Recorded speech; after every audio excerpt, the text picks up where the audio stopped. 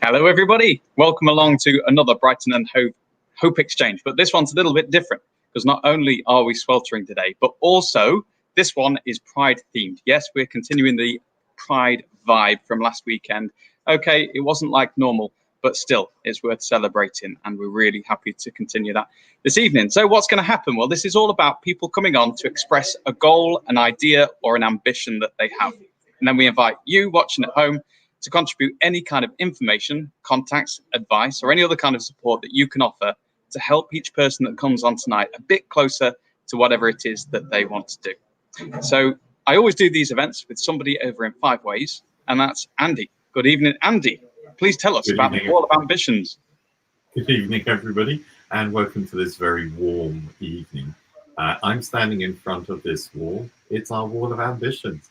It's kind of blank at the moment. It stands about 7.5 foot tall. It's wider than the stretch of my arms. And normally it travels around with us. We go hang out on lovely street corners or in the middle of festivals. And of course, if Pride had been on, we might have been there. We would have loved to have been there. And basically what happens with this is we invite people to fill in an ambition calling card. It's really just a short note to say, something that you'd like to do, an ambition, a dream, a task, a project, something like that. And maybe you might want to put in a note about the help you need. And it could be any type of help. It could be, actually, I need somebody who can lend me a van or who could drive me somewhere. Or one of my favorites is, I have no idea how to start. I love this idea, but I've got no idea how to start. So the help I need is tips and advice. How might I start? Then what we do is we have people just put these up on our lovely Wall of Ambitions, and we let people browse. They meander. They read these at their own leisure, as slowly or as fast as they want. And we have a whole load of coloured pens festooned around all over the place, plus more Post-its than you can shake a box at. Okay, a smallish box. And it allows people to put up little notes, a few words of encouragement, some tips, some advice, maybe some contact details, someone you know who could actually do something for somebody, or possibly even a comment saying, that's such a brilliant idea. I'd like to come along too. I'd like to do it as well. Let's meet up, whatever. And that's what it is. It's an exchange, which in these times we're calling an exchange of hope. Really an exchange of contacts, of friendship, of supporting one another. A little bit of solidarity. I've gone on and on and on, really. Adam, that's the Wall of Ambition. That's my spiel about it. What are we doing this evening? We're going to be hearing from 5 different people, at least, who have got goal and idea or ambition to share with all of us. We're going to listen. We're going to understand what it is they want to do and why they want to do it. And then we're going to be hearing anybody out there who can offer any kind of support. So I'll be repeating throughout this event, if you can offer some support to somebody, then there are 3 ways to get in touch. Comment on Facebook or on YouTube where you're watching this video, or you can actually send us a message on WhatsApp. There's the number. Off it goes. It'll come back round. Or you can click on the link that you'll find around this video and you can join the broadcast yourself. So without further ado, let's meet our first participant of this evening, who is somebody, if you're a regular to Ambigo events, you may recognize. Because this is the 3rd time that Helen has gone, I've got a new ambition that I would love to get support for. Hi, Helen. How are you doing? Hi, I'm really good. Thank you. And yes, very kind of you to put up with me 3 times. No, there's no putting up. We're really, really excited to have you back on again because you've always got something pretty ambitious but wonderful to share with us. So what is it this time? Yeah, so this time I just wanted to share something that's quite exciting given it's Pride. So first, happy Pride, everybody, even if it's in your living room. But also something I'm very mindful of is during COVID, it's been a bit tough for everybody, but particularly for our, the trans community. In fact, it's been shown that it's really been detrimental to their health in a number of ways.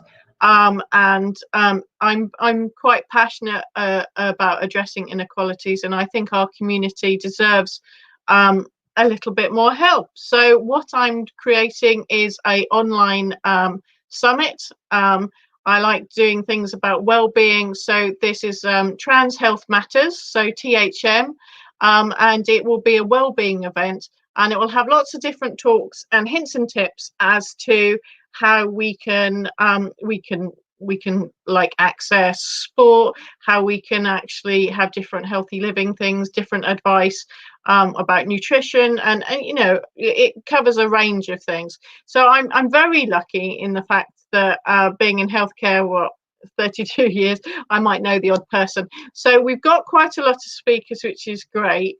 But I don't think you can ever have enough good news stories from people out there in terms of doing sport who are trans. So I know there's lots of difficulties as well, and we're definitely picking up on that.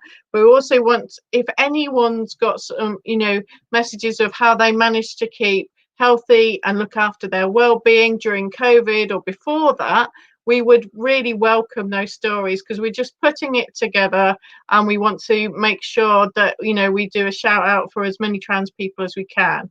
Obviously, in the community, some people don't feel that comfortable sharing, and that's equally fine. So, you know, it's just for those who feel comfortable with it to be able to do a little video that can go on. So we've got a range of different people talking. You know, we've got a chiropractor talking about sports injuries. We've got our personal trainer and nutritionist talking about stress management. She's really great on that.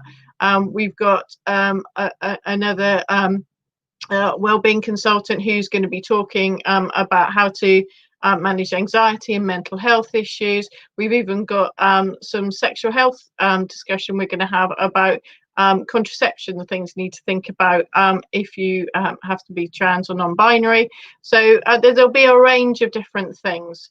And we've also got Liz, who's one of our personal trainers, talking about her experience, and we're getting a few more stories. You know, we want it to be personable. We want it, you know, to be helpful for people out there. Magnificent. You do so many things. It boggles my mind as to how you find time to do them all. When are you thinking for when this would take place? So we're currently collecting all the talks at the moment, and obviously it's important that we look at accessibility. So we are making sure that we put some subtitles on all of them, so that that's helpful for those who need it. So really, we're collecting from them from now over the next couple of weeks. And then we will be wanting to, you know, we got to wait for it to be together, but we would be hoping to get it out there next month, I would hope. We also should say we're doing it in collaboration with Trans Pride for Brighton and Hove, so it's a joint thing that we're doing together. And they had their big event last month as well, which was a great success. You know, which is wonderful given the current situation and how we're not able to do things in person like we'd normally like to. Can you just tell me a bit more about your motivation to do this, and a bit more about how your background feeds into this, perhaps? Yeah, so basically there's a number of different things. I've been to Trans Pride myself a number of times, and obviously with myself and my little family. I think it's a really important thing to be visible for. I actually think it really reminds me of some of the discrimination that went for particularly the lesbian and gay community about 30 years ago.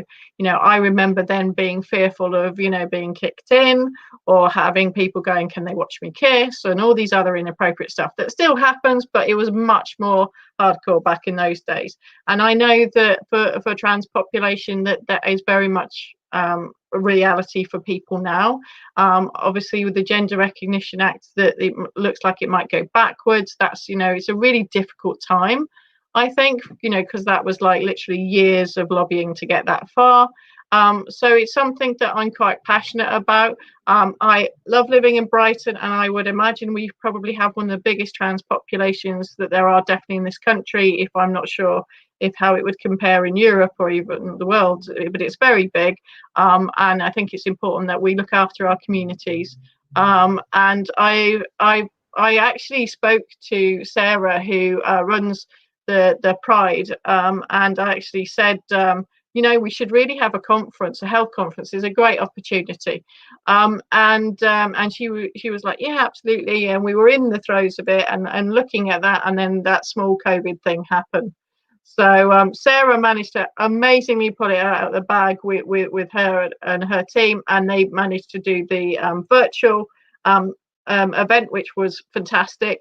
And I said, you know what, I still would very much like to do the healthcare. I think that they have difficulty accessing healthcare. For me as a healthcare professional, that's unacceptable, really.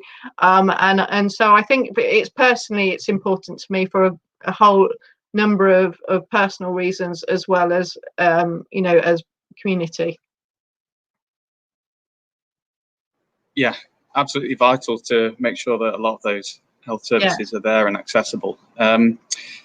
You've already outlined a couple of the things that you need. Is there anything else that you want to make sure that you ask for from the people who are watching now, the people that are going to watch this over the next week or so as well? Yeah, I think the main thing is if anyone's got, you know, some videos about, you know, well-being, sport, or hints and tips that they found useful in their journey, that they are comfortable to share, that is the huge thing. I believe, Sarah, I'm not doing the subtitles because literally as a dyslexic, that's my idea of hell. But Sarah is helping with that side. She might be wanting volunteers to help with that. You can do a certain amount automated, but then you have to go through manually and check it as well. So if there are any volunteers who'd be willing to help with that, and this event is for the trans population, so always feedback always welcome as well, you know. Fantastic. I love how you originate these crazy ideas, but wicked ideas as well. So this is what we're majoring on for this event this evening, but you're always spinning several plates at once. So do you want to touch on a couple of the other things that you're trying to do to help people? Yeah, because I don't need being bored. So there's a couple of things I'm doing. So when I came on, before we launched Practical Wisdom, which is our social enterprise, which is supporting health and social care staff, and we've got a Facebook group now, and we're also doing some free events. So there's some mindfulness event that is starting for free stroke donation based, that Simon's running, and that starts on Sunday. So if anyone's, you know, particularly from healthcare, would like to join, or even wider, you know, that they'd be welcome. So that's quite exciting. Yeah, oh, look at that. Amazing. Yeah, so we've got that flyer. So yeah, so that's one thing there, which was really brilliant. And actually what Simon's doing, he's going to show, he's not only going to just do mindfulness, he's going to explain a little bit about it.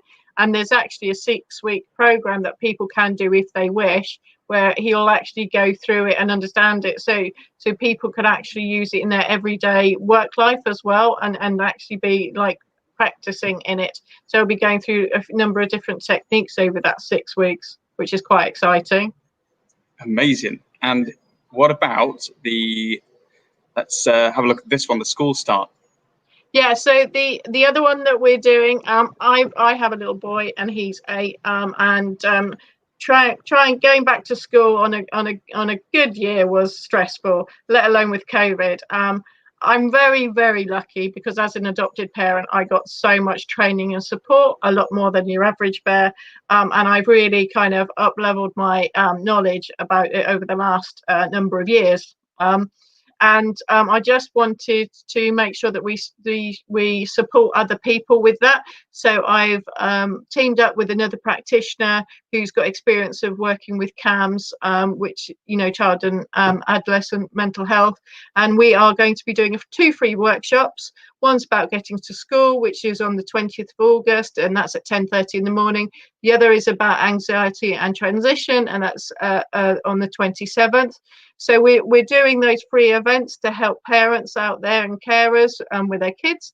We're also producing a transition advice and workbook, and then we were going to be starting a supported environment, which is like a coaching for like a 3-week period. There'll be an online Facebook group as well, and that's where you have access to myself, and also Leanne, who's the other person I'm working with, so we can help people through that week before school and also the bumpy week. So afterwards, the first week sometimes goes okay because kids are excited about being there, but the second week it can be a bit tricky. So we're doing it definitely for a 3-week period. Yeah, so that's something that we're doing as an initiative as well. This is so wonderful. I'd love to talk to you all evening about it, but quickly if we can, because we've got Matt patiently waiting to come on next. Yeah. The other thing, I can't believe there's another one, but here we are. What's this one? Yeah. So this is something in my own consultancy business, and it's actually called 10 Steps to Lift Off, which is about let's improve flow together. It's about businesses, you know, from the start you make an order to all the way when the person gets the delivery or the customer gets what they've ordered. There's a flow, and basically this is to help businesses actually look at that flow. And I'm actually a service improvement consultant. And so I'm going to be personally coaching people along that journey as to how to do it. There's different service improvement techniques that I could go on forever, what I won't do. But it's a 10-week program, and it will definitely make things more productive, more efficient. But because I'm all about people, it's also got about well-being in there, and it'll be looking about well-being of the staff and the people running it. So we'll be throwing in those hints and tips as well as a few other experts along the way, a few bonuses. Wow, you truly are wondrous. Thanks so much for sharing that. And if anybody can help or wants to support, wants to get involved, wants to benefit in any way, then make sure you leave a comment under this video and we can connect you with Helen. Let's go over to Andy now, who has been scribing your major ambition for this evening. Hey, Andy. Thank you. Hey, Helen. Hi, can you hear me okay? I can hear you fabulously, yeah. Oh, that's good. Excuse me. And welcome. It's so nice to see you again. And actually, it's really lovely to hear everything that you're doing. I'm going to have to, forgive me for this, I'm going to have to kind of ignore all that and just focus on the one ambition for this evening. I hope that is okay. Absolutely. Here we go. Good. And of course, as you know, and I'll say it for the people who've tuned in this evening, my part of the show really is to act as a kind of hands to kind of write an ambition calling card on behalf, in this case, of Helen. And what I want to do just now is just check that I have actually understood what it is that she's been sharing with us, and make sure that it reflects the ambition properly. Helen, are you okay for me to do this? Absolutely, yeah. Great. Okay, so you would like to, your ambition, just focusing on the one for this evening, is to do, and I've written a health summit. You first of all said a summit, but I realized as you were talking that the real focus here is on two things. One, health and well-being, and two, as experienced by people, by trans people. So you're talking about you'd like to do a health summit focusing on trans well-being. You've got some great sports trans speakers. That's a terrible sentence, but you talked about experts with skills and people with lived experience. So it sounds like it's going to be very, very interesting. But you're looking to build on this, and you're looking to build on this from a kind of grassroots, from local experience, from people's individual stuff. And we'll come back to that briefly when we talk about the help that you've actually asked for. But you also said a couple of things, which is that this is slowly emerging, but you're aiming for a month's time, for next month, which I calculate as being September. It took me a while. I had to look it up. No, I'm kidding. I didn't have to look it up. And it's in partnership with Trans Brighton and Hove. Yeah, Trans Pride, Brighton, Hove, yeah. Trans Pride, Brighton and Hove. Thank you. Let's just put that in. Yes, in partnership, in collaboration with them. Now, when it comes to the call for help, there's three things that you've mentioned that I've heard. The first and foremost is those individual stories, a short video. You didn't actually say a time. I'm thinking could be anything from 20 seconds to 5 minutes. Is that sort of right? Yeah, yeah, that's perfect. Yes. Yeah. So, but it's a way of opening up the conversation and giving insight to everyone who comes in to see what it's like. And really, you're looking for kind of little videos with people sharing, showing and telling those experiences from their trans experience. And are you particularly worried about whether it contains or refers to sport, or is it just general living and being? It's anything to do with the well-being. So if you're like, if you could tell your younger self, your younger trans self, what would you tell yourself, or your younger non-binary, that would help your well-being? You know, we're trying to pass on the practical wisdom that we can within the community, which is such an excellent idea. And you know, at the heart of Ambigo, we're about sharing expertise with everyone. So thank you for joining us on that. The second thing that you've asked for, of course, naturally, is to help spread the word. And we're talking about maybe little pockets that are marginalized that might not hear. So the word of mouth thing is very, very important. You know, who you know that you trust, that you can share with and bring in to not just a wider community, but also get the recognition and acknowledgement and respect that any group should have. Not that I'm being judgmental or anything, Helen, but you know, I think it should be. And the last thing is really because there's going to be a job of work here in editing, in putting in the transcriptions, the subtitles, whatever the right word is, I'm not quite sure, and so on. So more the merrier. And if anyone wants to get involved, then you know, Helen, as you know, highly energetic. You can see from all that is shared with us, lots of energy there. Sounds like a lovely person to work with, and looks like you'll be able to make quite a really useful and significant contribution, helping to build the summit, and then into the future, maybe the kind of health and well-being discussion that goes on. Is there anything I've missed from that, or for that matter, misunderstood? No, that's absolutely perfect. I guess the only slight tweak is that because I'm dyslexic, I'm not leading the subtitle group. That's something Sarah is from Trans Pride. Understood. Good old Sarah. Righto. Right, I'm going to swap cameras on you, which gives me the opportunity to say hi again. Hello, nice to see you. And then step back and grab the ambition calling card. Now, for the first time this evening, and I hope not the last, plant it on the wall of ambitions. Now, as you know, this wall normally travels around with us. We go to places like Kemp Town Carnival. We hang out at Freshers' Fairs. We hang out at East Brighton Park. We would have hung out at Pride if we possibly could. It's like Black History Month, places like that, anywhere really, end of your street if we could, near the local co-op.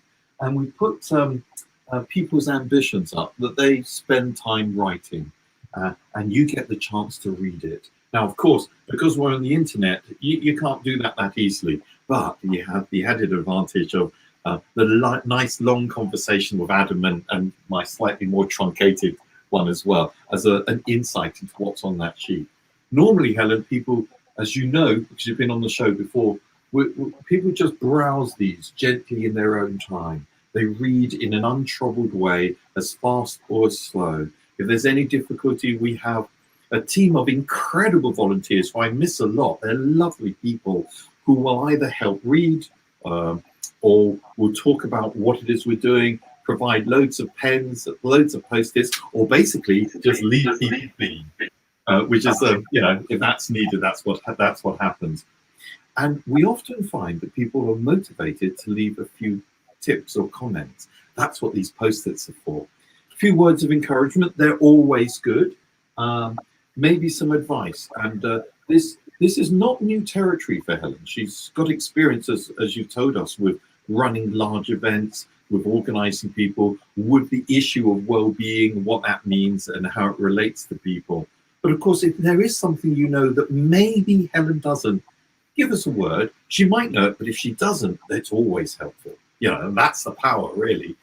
And of course, if you want to get involved, or you know somebody, a family member or a good friend is non-binary and identifies as trans, then you know, get them to know. Let them know is what I'm trying to say, and get in touch, and they can get involved. You can get involved and be part of the building of this, as well as discovering what's in the summit as it comes through.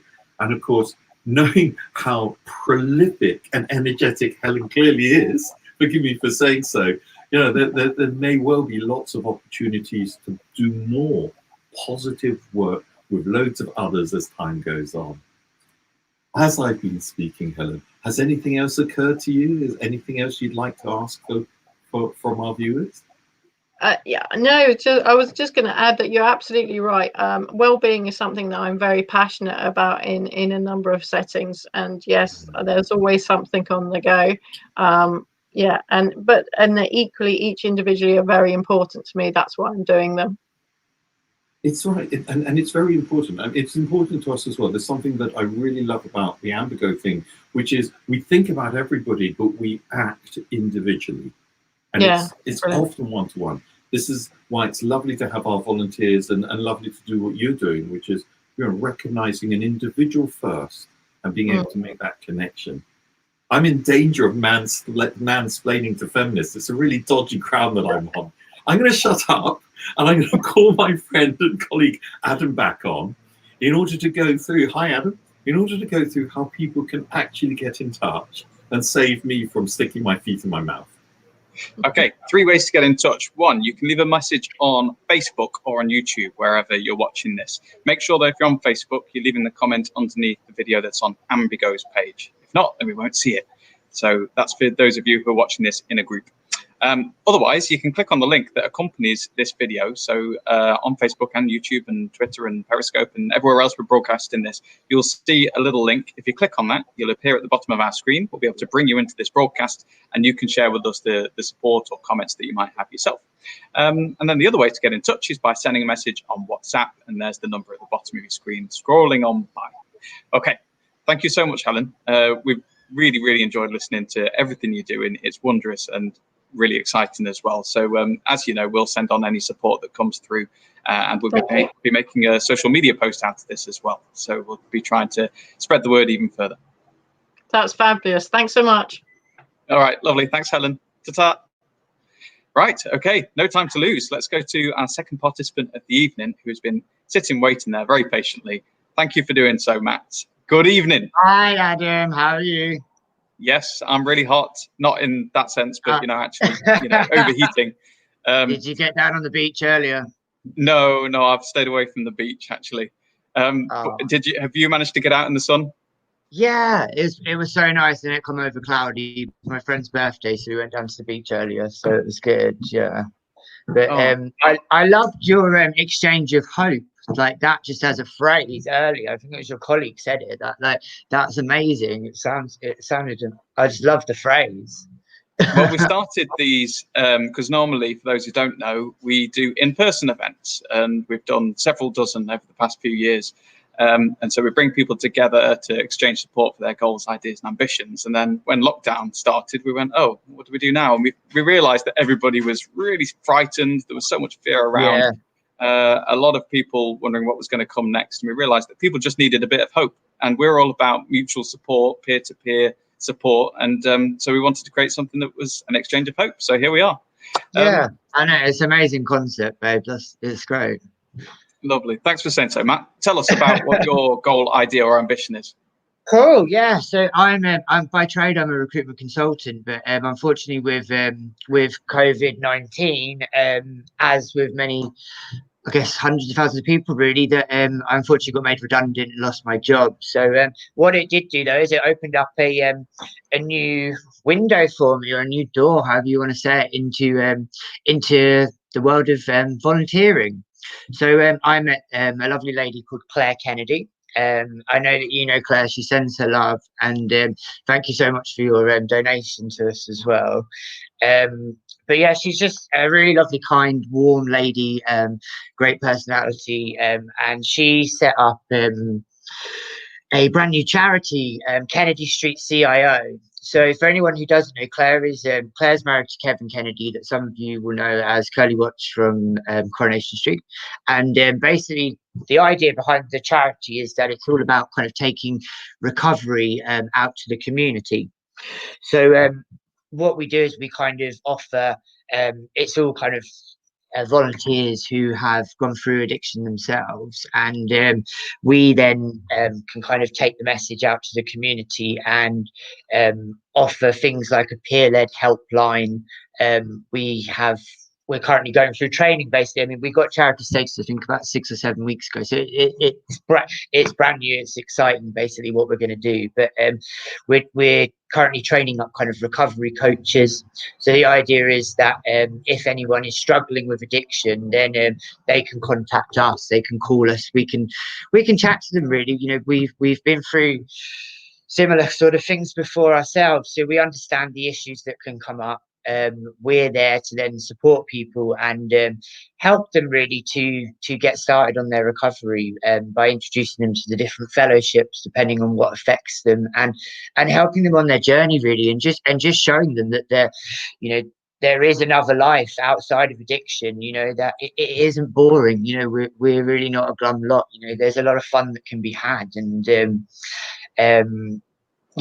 Claire also puts on these amazing kind of talk workshops where it's her and Kevin and different people. They have guest speakers every week, really, that will talk about different subjects that people could be struggling with. So, the idea is that hopefully somebody watching that, may hear something that they relate to, that it can give a message of hope and send them our way, really, that we can help. But yeah, basically, where we're brand new, we're setting up our first fundraising event currently underway in August, and it's called Road to Recovery. And basically the premise behind it is that it's a kind of a virtual 5K. So whether you walk, whether you run, whether you cycle, whatever you're able to do, it's complete a feat for Kennedy Street is one of the taglines that we kind of threw around. But the idea is that throughout the month of August, that people can visit the website and they can complete their challenge. They can sign up and donate. So if you were going to do 5K, you could donate £5.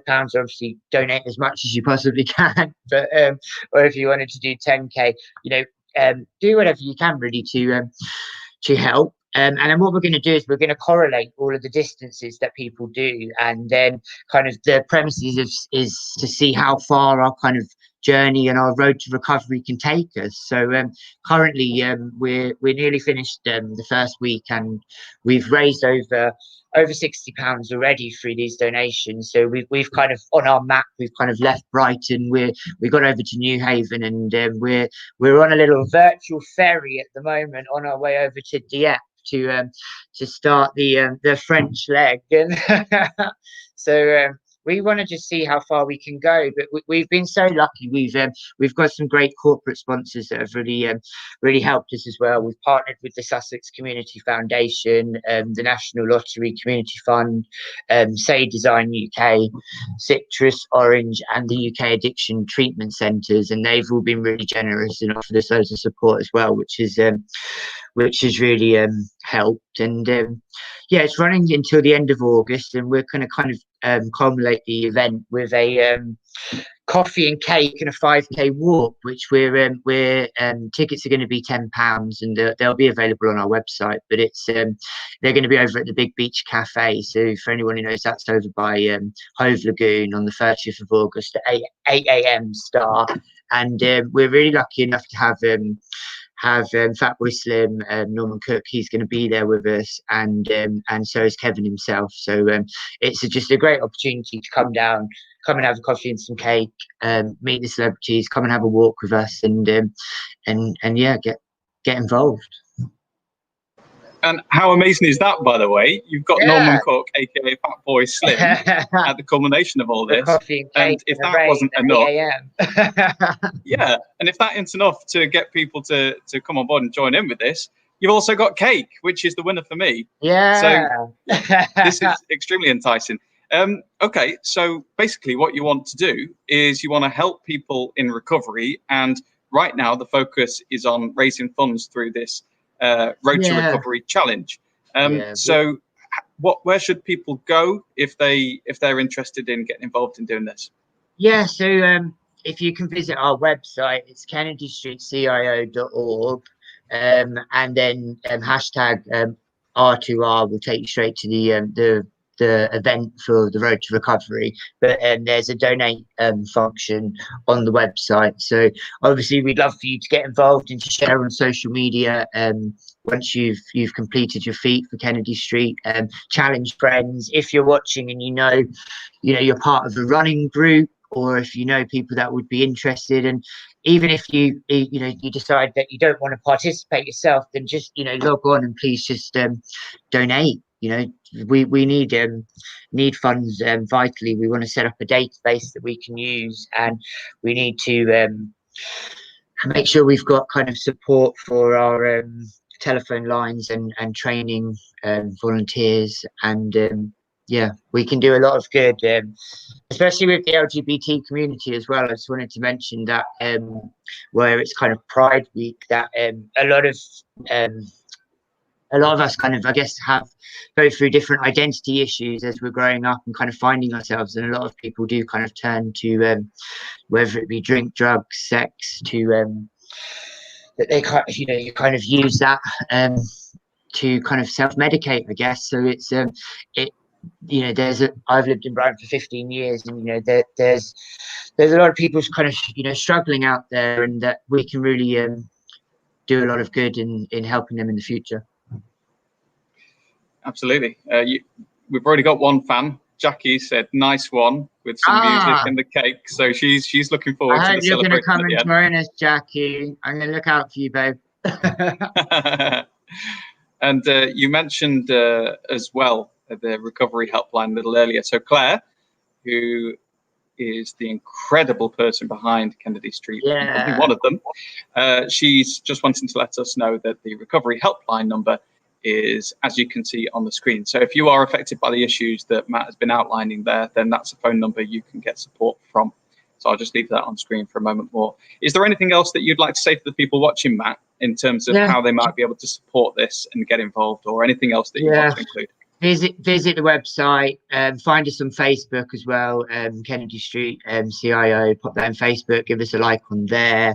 There'll be the option to purchase tickets for the event on the 30th of August. That's going to be up on our website. The Road to Recovery event is already there, so do come and get involved with us straight away on that. As I said, there's always the option to donate. And we obviously, if anyone else is at a loose end at COVID or just has some spare time as well, we're a fab charity. Claire is wonderful. She's really welcoming. It's sociable, it's supportive. There's people from all different walks of life all coming together. It's very collaborative. So if we're always looking for new volunteers as well. So if anyone would love to get involved, then get in touch with Claire. Sorry, I put my mic on mute and I was talking away to you. I was going to say, I can't hear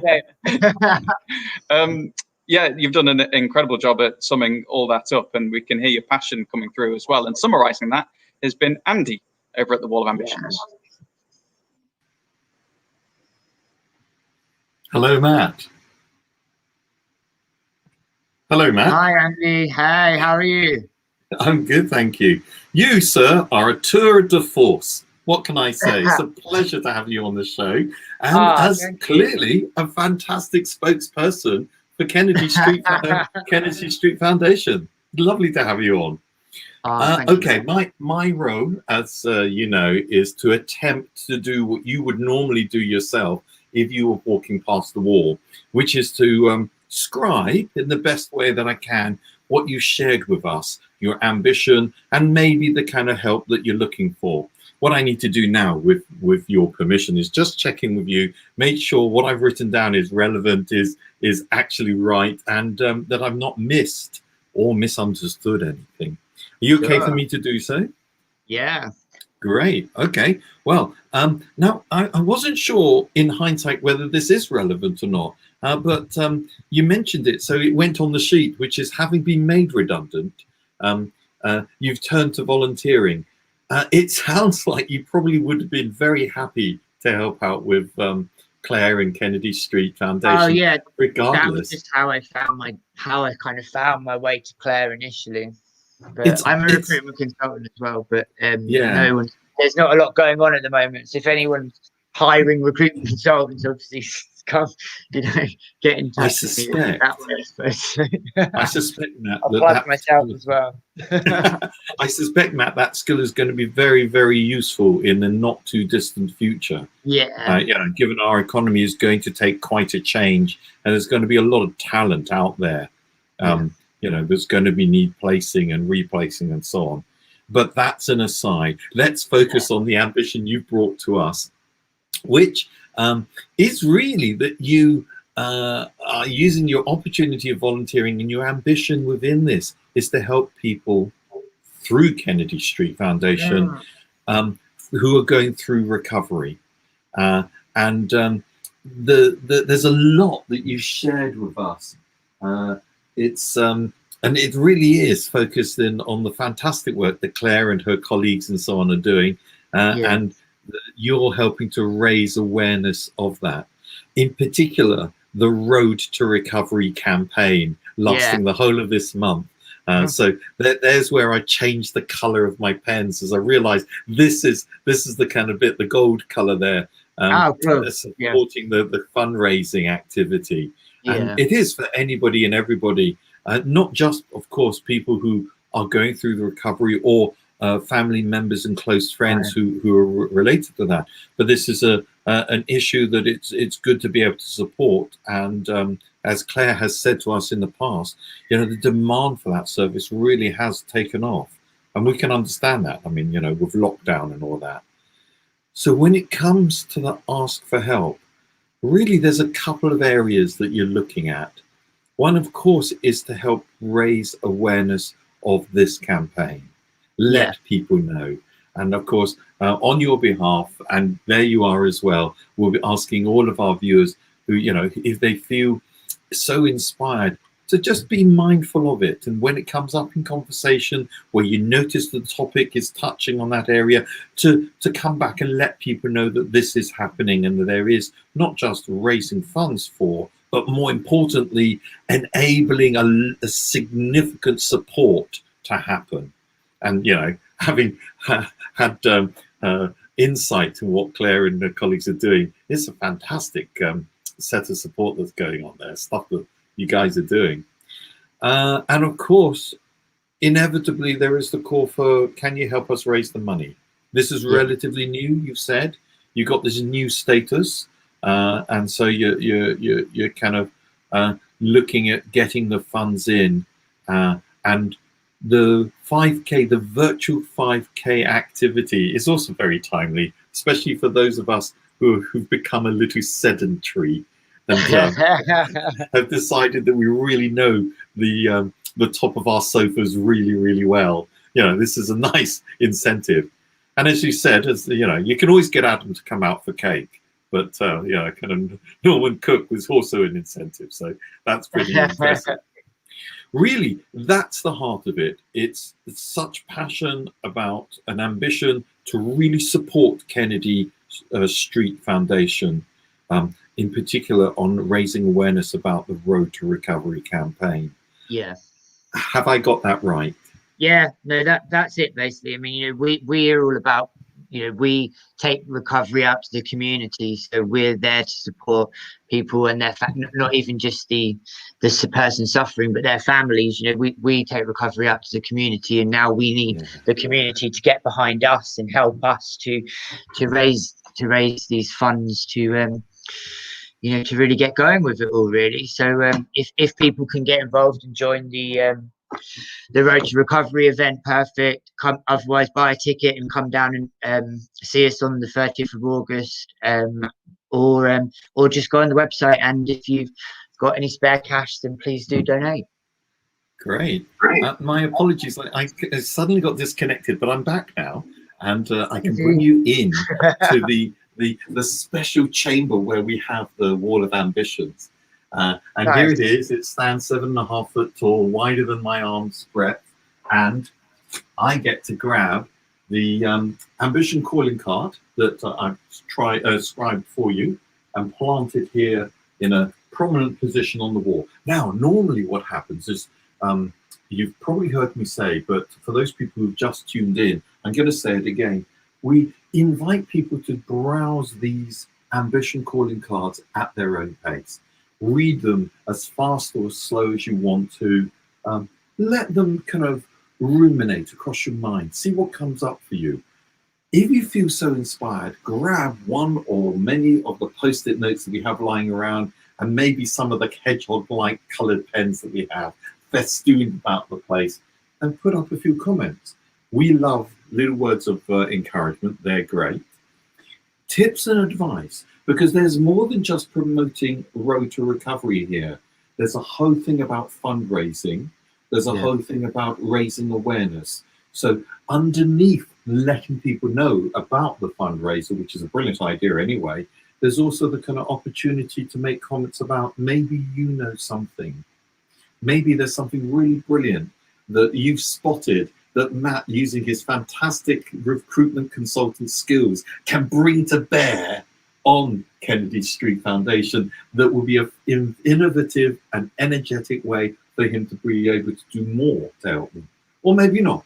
There's a good chance he knows these, but every now and again, someone makes a comment that we've never thought of, and that's where the magic happens. Also, if you can get involved and want to get involved, brilliant opportunity to do so. Leave a note with us. We'll make sure the connections are there. We'll make sure the links are available. And if you're asking for, we'll see if we can't connect you. And of course, Kennedy Street, they make good use of their volunteers. Look at Matt. Here he is. Lots tour de force in his own right.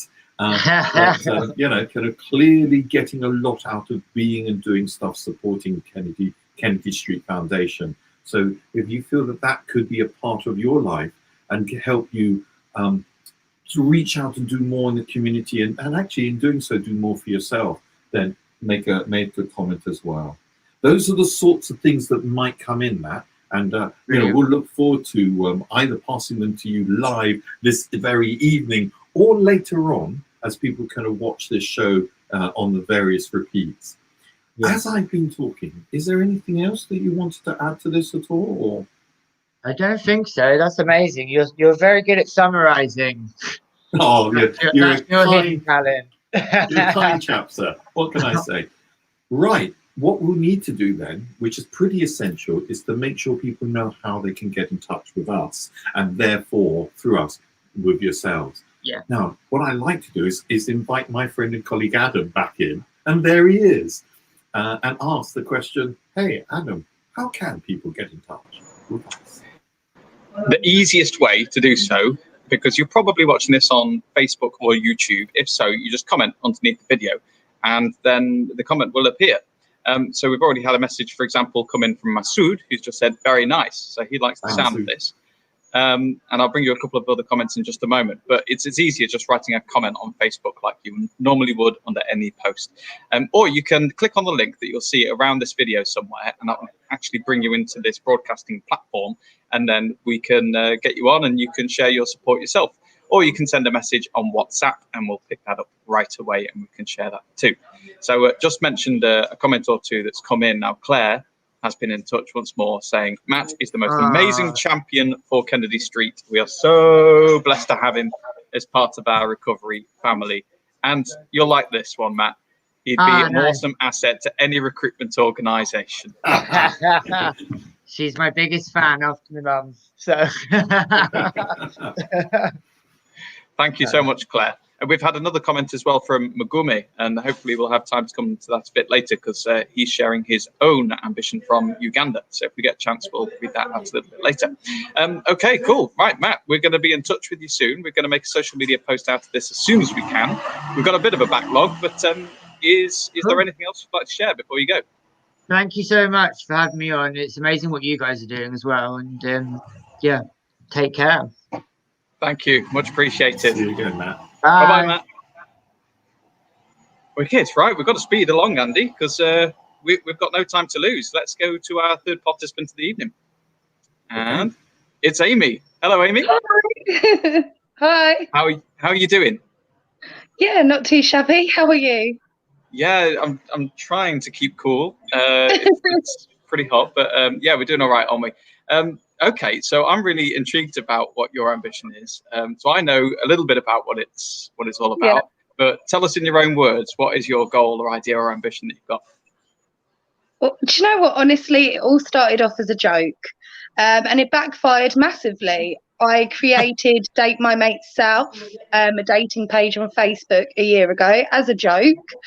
It blew up and it's got 6.5 thousand members all along South Coast. We've had 8 successful singles mixers. We have Sunday clubs, which are like the social meets. We have loads of couples.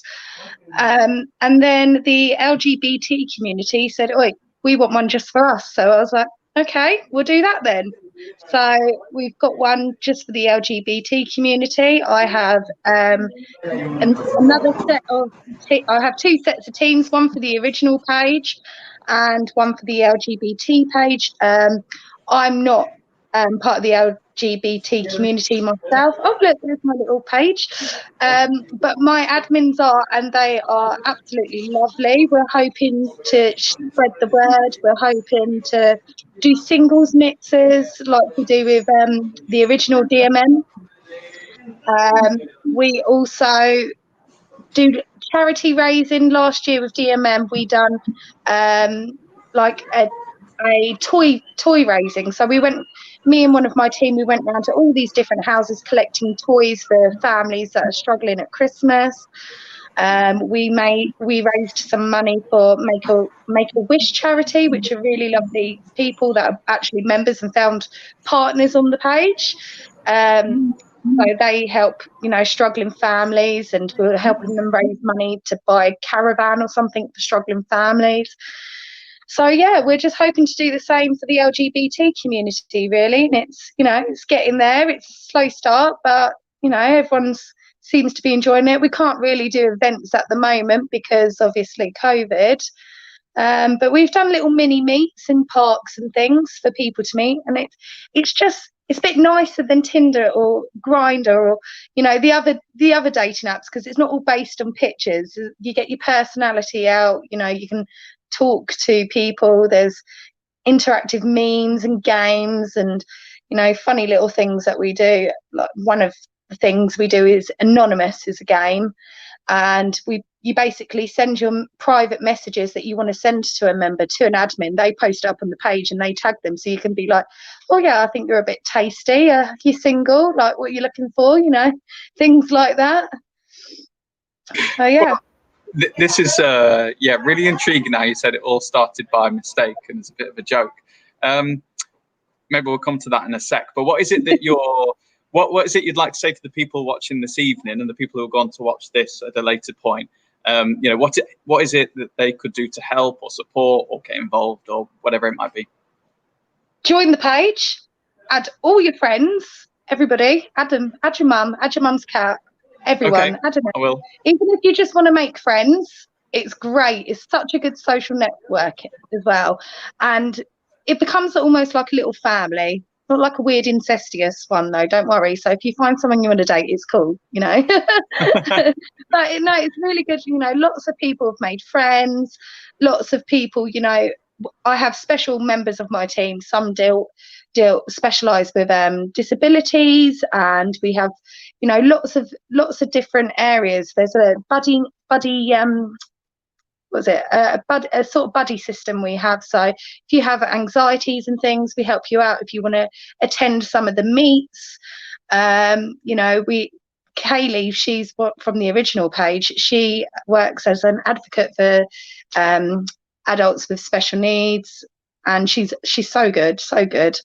And she helps and supports people, and it's just a load of fun, and it's a nice way to meet people. And it's not all this, "Oh yeah, I like your face. Oh no, you've got a funny nose. I'm swiping the other way and you don't like you." So yeah, join it, share it, tell everybody. And also we get quite a few mentions on South Coast Radio, so you'll probably hear about us. Well, it's so nice how authentic it all is, and it's not about putting on your best photo that's possibly photoshopped anyway, and all of that kind of superficial stuff. It's actually about having fun and just making friends with people. We had a post the other day, post your ugliest face, and people posting faces like, like that. Wow. You know, Oh. it's all fun. It's all game. We have group chats as well, and it's somewhere safe. And you know, there's no judgment. There's no, you know, it's just safe. It's just fun. It's just a really nice. Both teams on both pages are absolutely lovely. And they all gel really nicely. They're like my second family. They're all so good and they're all so sweet. And yeah, it's just good laugh as well. Bit crazy. So, tell me more about how it actually started. I feel like there's still a bit of a story there that we don't quite know about in full. So I was part of a page on Facebook called Prick Advisor. Which basically is very judgmental and horrible about men, and you'd get all these women and they'd be like, this man is this and that and everything, and I found it very negative about men because, you know, yes, men can be horrible, but so can us women. You know, so I posted up to my friend Michael, who I've known since I was a child, like, well, he's not a prick, but ladies, here's a good egg. You know, approval by a woman. And the post blew up. So I thought, I'm going to make a Date My Mate page as a joke. So I made Date My Mate South. And within an hour, I think I had like 1,000 members, and it's just got ridiculous. And as I said, you know, we've had successful singles mixers, and we play silly games. We had real life Tinder. I've got a real life Tinder board downstairs, which is stand up with your Tinder board, and you have one person one side, and say the men or the women come do their little catwalk and say their little cheesy line and silly things like. And we've done like Take Me Out. We've done a version of that, Lighty for a Nighty.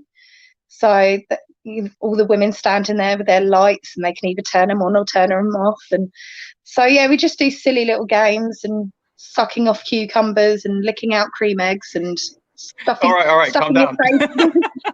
with cakes and things. It's just loads of silliness, but it's good fun. Yeah, well, this is what Sharon's got in touch to say. Great idea. A lot of people hate the swipe left, right culture of Tinder, etc. A more interactive LGBTQ dating site sounds much better. And on top of that, it's presumably not got a fee attached to it. A what, sorry?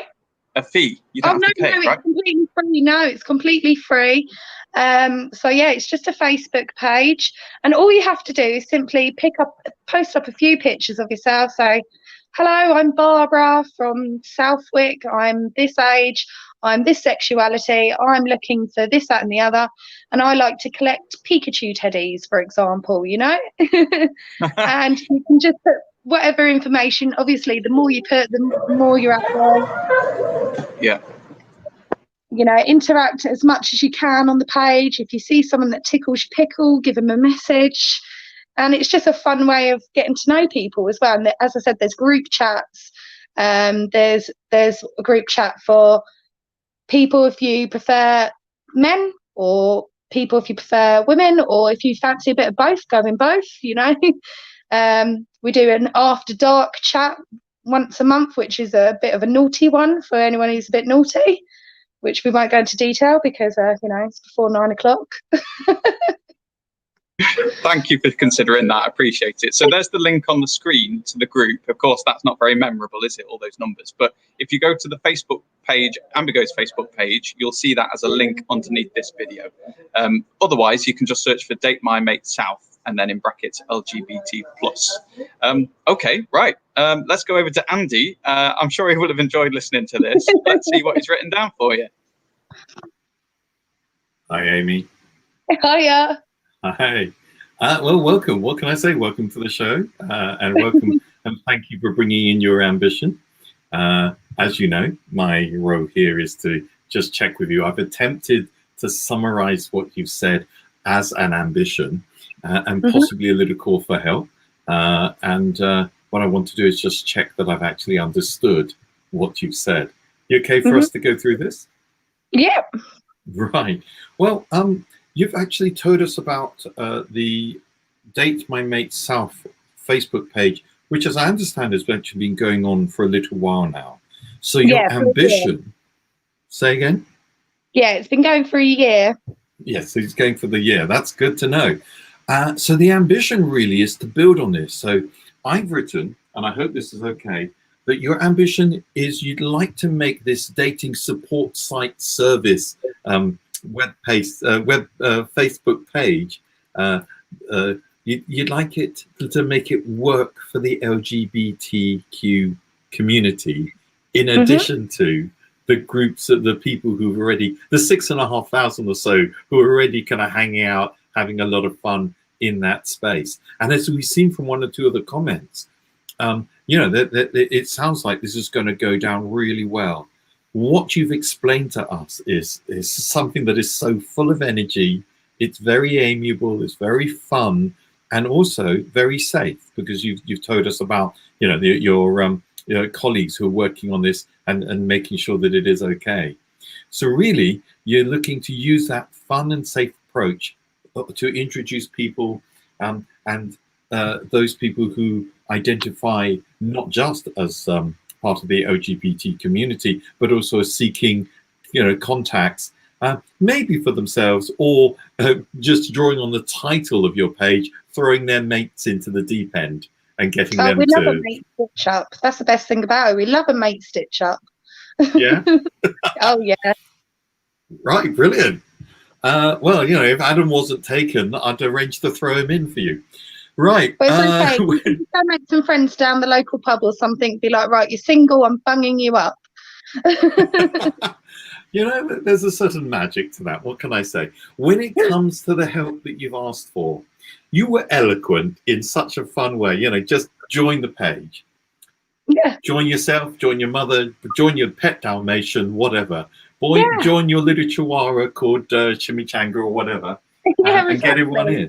Now, underneath that, what I'm hearing is really a lovely little ambition with a question in there about just please how do you let people know who are not already engaged in the kind of scene? And coming on this show and having a chat in this particular format is part of the process of letting people who identify with pride and who are or may not be part of the LGBT community, they may be here as part of solidarity. All of it is fine.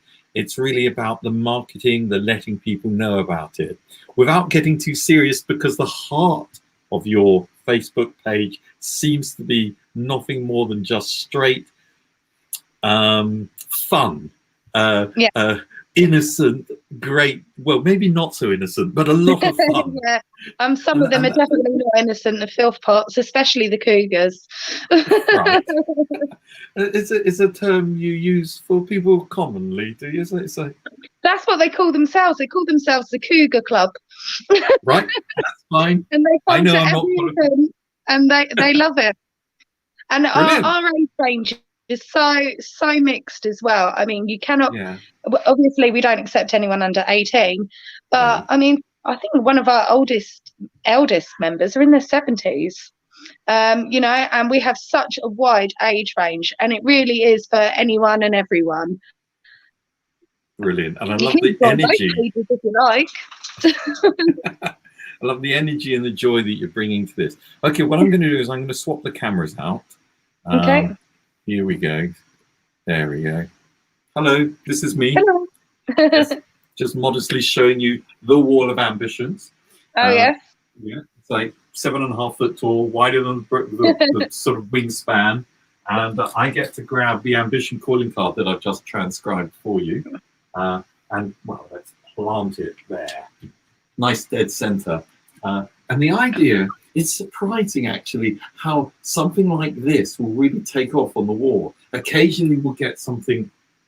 Well, the variety of ambitions we have is really wild and wide, sometimes really personal and intimate, which is brilliant, and sometimes so gregarious. There's a lovely word. So friendly, so open, so inviting. So what we often get with something like this is people just noting it and then launching off and joining and having a look at the Facebook page. But the wall is more than that. The wall is an opportunity for a slow, friendly conversation. And it's a place where people can grab a Post-it note and can grab a colored pen and maybe leave a few words of encouragement, like saying something to the effect of, Amy, this is fabulous. I wish I had this when I was younger, or something like that. Or saying, this is top, I'm going to throw my auntie's left kitten in or something, whatever it is. Or I know somebody who will so benefit. Or maybe people who will say, because there is a promotion thing here, let me put you in touch with, I don't know, maybe they're involved with a different radio channel, or maybe a local TV, or maybe a magazine, or a television, magazine or newspaper or something like that, and think, yes, I'd like to follow this up as a story. And of course, that's the magic of the Ambigo Wall of Ambitions, the things that we don't expect that come in that bring benefits. So, well, I didn't expect to be sitting on the phone to you. So there goes. It's so nice that you are, though. What can I say? And of course, yeah, exactly. Right. So that's the word. That's the call that's going out. We'll see what comes in. It may be some really lovely stuff. Often is. I'm going to ask my friend and colleague Adam to come. Oh, actually, before I do, did you want to add anything to that? Oh, tell the Kennedy people, if they want to give me a message, next event, they can do some fundraising stuff at our events. Brilliant. We will. We'll be happy to do so. Pass on my name and stuff. Because we have like little charity boxes, and we've even like sold the admin off, and we auctioned them off to make them their slaves at events and things, and they have to go get their drinks and things. So we can do things like that, and we can raise them some money. So we can work together, team spirit. Ooh. Oh, that's brilliant. And there you go. That's thoroughly unexpected, which is the kind of magic that we love so much about Ambigo. Let me bring my friend and colleague Adam back in and get him to tell everybody how they can get in touch with us and therefore you. Yeah, so one of the three ways to do it is by simply leaving a message on Facebook or on YouTube or wherever you're watching this, and it will appear on our screen. We can show it on the screen, just like this message you're looking at now. Also, you can click on the link that accompanies this video, and you will actually appear here, and we can broadcast this your support out to people. And also, you can send a message on WhatsApp to the number that's scrolling across the bottom of your screen now. Okay, we'll definitely link you in, Amy, with Kennedy Street. I think they'll be delighted to hear about what you're offering for them. So thanks so much for that. No problem. All right. Well, also my mum's watching this. Yeah, my mum's watching this as well. So just be warned, Mum, you're going to be added to a new Facebook group. It's all right. Do we need to find her a new man, because we can sort it? You can do it. I don't know what I was going to say about that, but you can try. My friend put her dad up yesterday, so that's brilliant. We've got a match. That could potentially be there. We can find her love. It's not a problem. She could join Cougar Club. I'm happy to say she's still very much in love with my dad, so I best put a stop to that one there. Okay.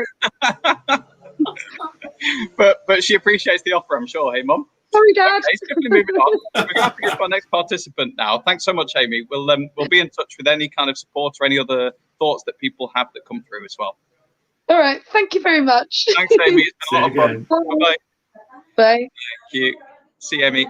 Okay, quick. Let's go on to the next participant, who is Richard. Hello, Richard. Hi there, Adam. How are you? Yes, I'm doing terrifically well. Thank you for being there. Tell us all about what is your goal, idea, or ambition that you're bringing to our event this evening. Okay, well, thank you so much for letting me come on tonight. I'm from Pride Out, which is an LGBTQ+ cycling group. It was originally a group that I set up in Manchester just over a year ago. And it all really stemmed from I used to love cycling as a kid, but when I moved to the big city of Manchester when I was 18, the exercise and cycling dropped off the radar, and it was more about partying. And it wasn't really until my sort of late 20s that I started to take a bit of an interest in cycling again, and I borrowed my dad's mountain bike from time to time. And then I get bored of it after a few weeks. And it was 5 years ago that I was running a business. It was really stressful, and I was putting on a bit of weight, and I knew I needed to look after my physical and mental health. So I thought, right, what can I do that I can sort of sustain for a long time? And I thought, right, cycling has to be the one. So I bought a bike, and I've never really looked back. So I cycled alone for the first year, and then I was on the hunt for a group where I could meet some new friends, some LGBTQ plus friends. And the only cycle group that there was, whilst I was in the north of England, was in London. So I found a group called Outdoor Lads, which is for gay, bi and trans men, which has been fantastic, and I've done lots of cycling with them. But it was a year ago that I was in Manchester with a population of 200,000 LGBTQ plus people, and I looked around and there was no cycle group, and I thought this doesn't make sense, because there was a group for line dancing, for rugby, for football, for Scottish dancing, you name it, but no cycling. So I stuck my neck out a year ago and set up the group, and we put on a couple of trial rides, and it was, you know, pretty successful. And then I got offered a job and I disappeared for a few months, and then I came back in last winter, and I sensed there was a bit of disappointment that there hadn't been any rides. So basically, since January, we have been really building a professional, as big a group that we can make it. And we put on about 15 bike rides from January to March, and they were really well attended, and we got some amazing photos. And then unfortunately, we all know what happened in March. So I was gutted, because everyone comes out in the summer when it's a bit warmer in April. And I thought we're going to lose this whole year. And almost a bit on the back of the previous caller's sort of accident, I started posting in our Facebook group in the Northwest, and basically just sharing my rides, sharing my photos, doing some live videos, which is not my comfort zone at all. But I thought, I'm so determined to spread the joy of cycling. And really, it all kind of spiraled from there. So an article went live on the internet in May, and to basically say that we were a cycle group with Cycling UK, which is a national charity. And that's when we started to get interest from around the country, including the south of England.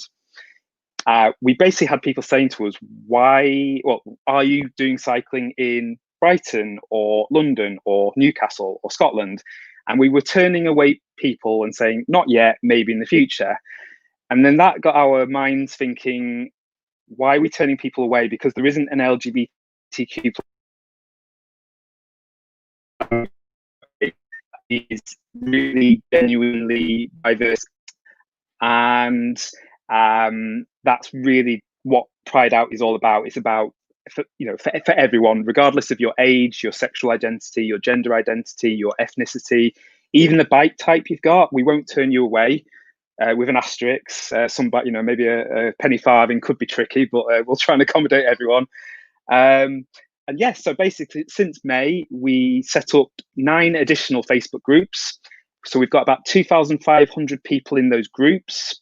There's about 500 people in the Southeast.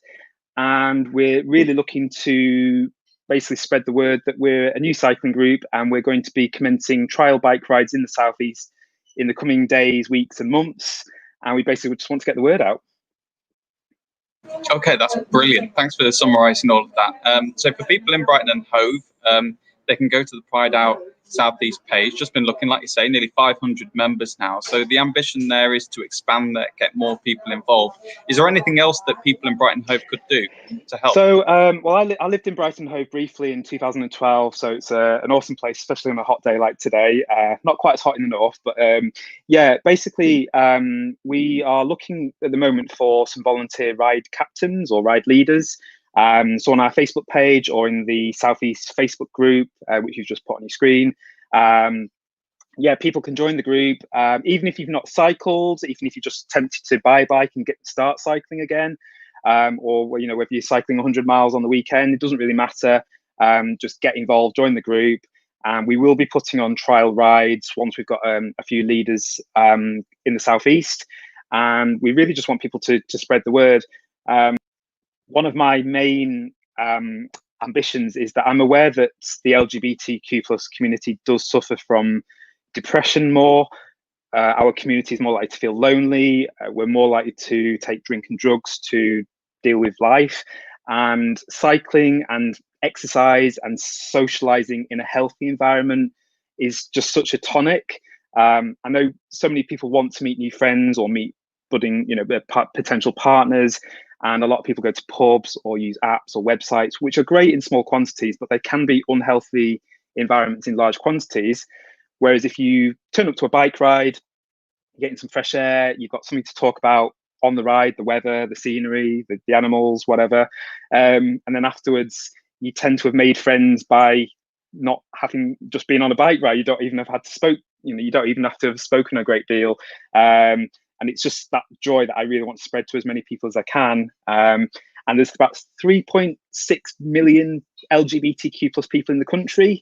And I just think there's so many people in that community that haven't embraced exercise or cycling as much as they perhaps could have. So that's my mission for the next few years. This is really clear, really perfect. And there are so many beautiful places to go in Brighton and Hove and East Sussex as well. So why not? Why not get out there if you've got a bike? And if you haven't got one, go and get one. Right, I'm going to hand over to Andy because you've been answering all the questions I was going to ask as you've been going along. So let's see how Andy got on over at the Wall of Ambition. Hello, Richard. Hello. Hey, thanks for joining us. It's so good to have you with us.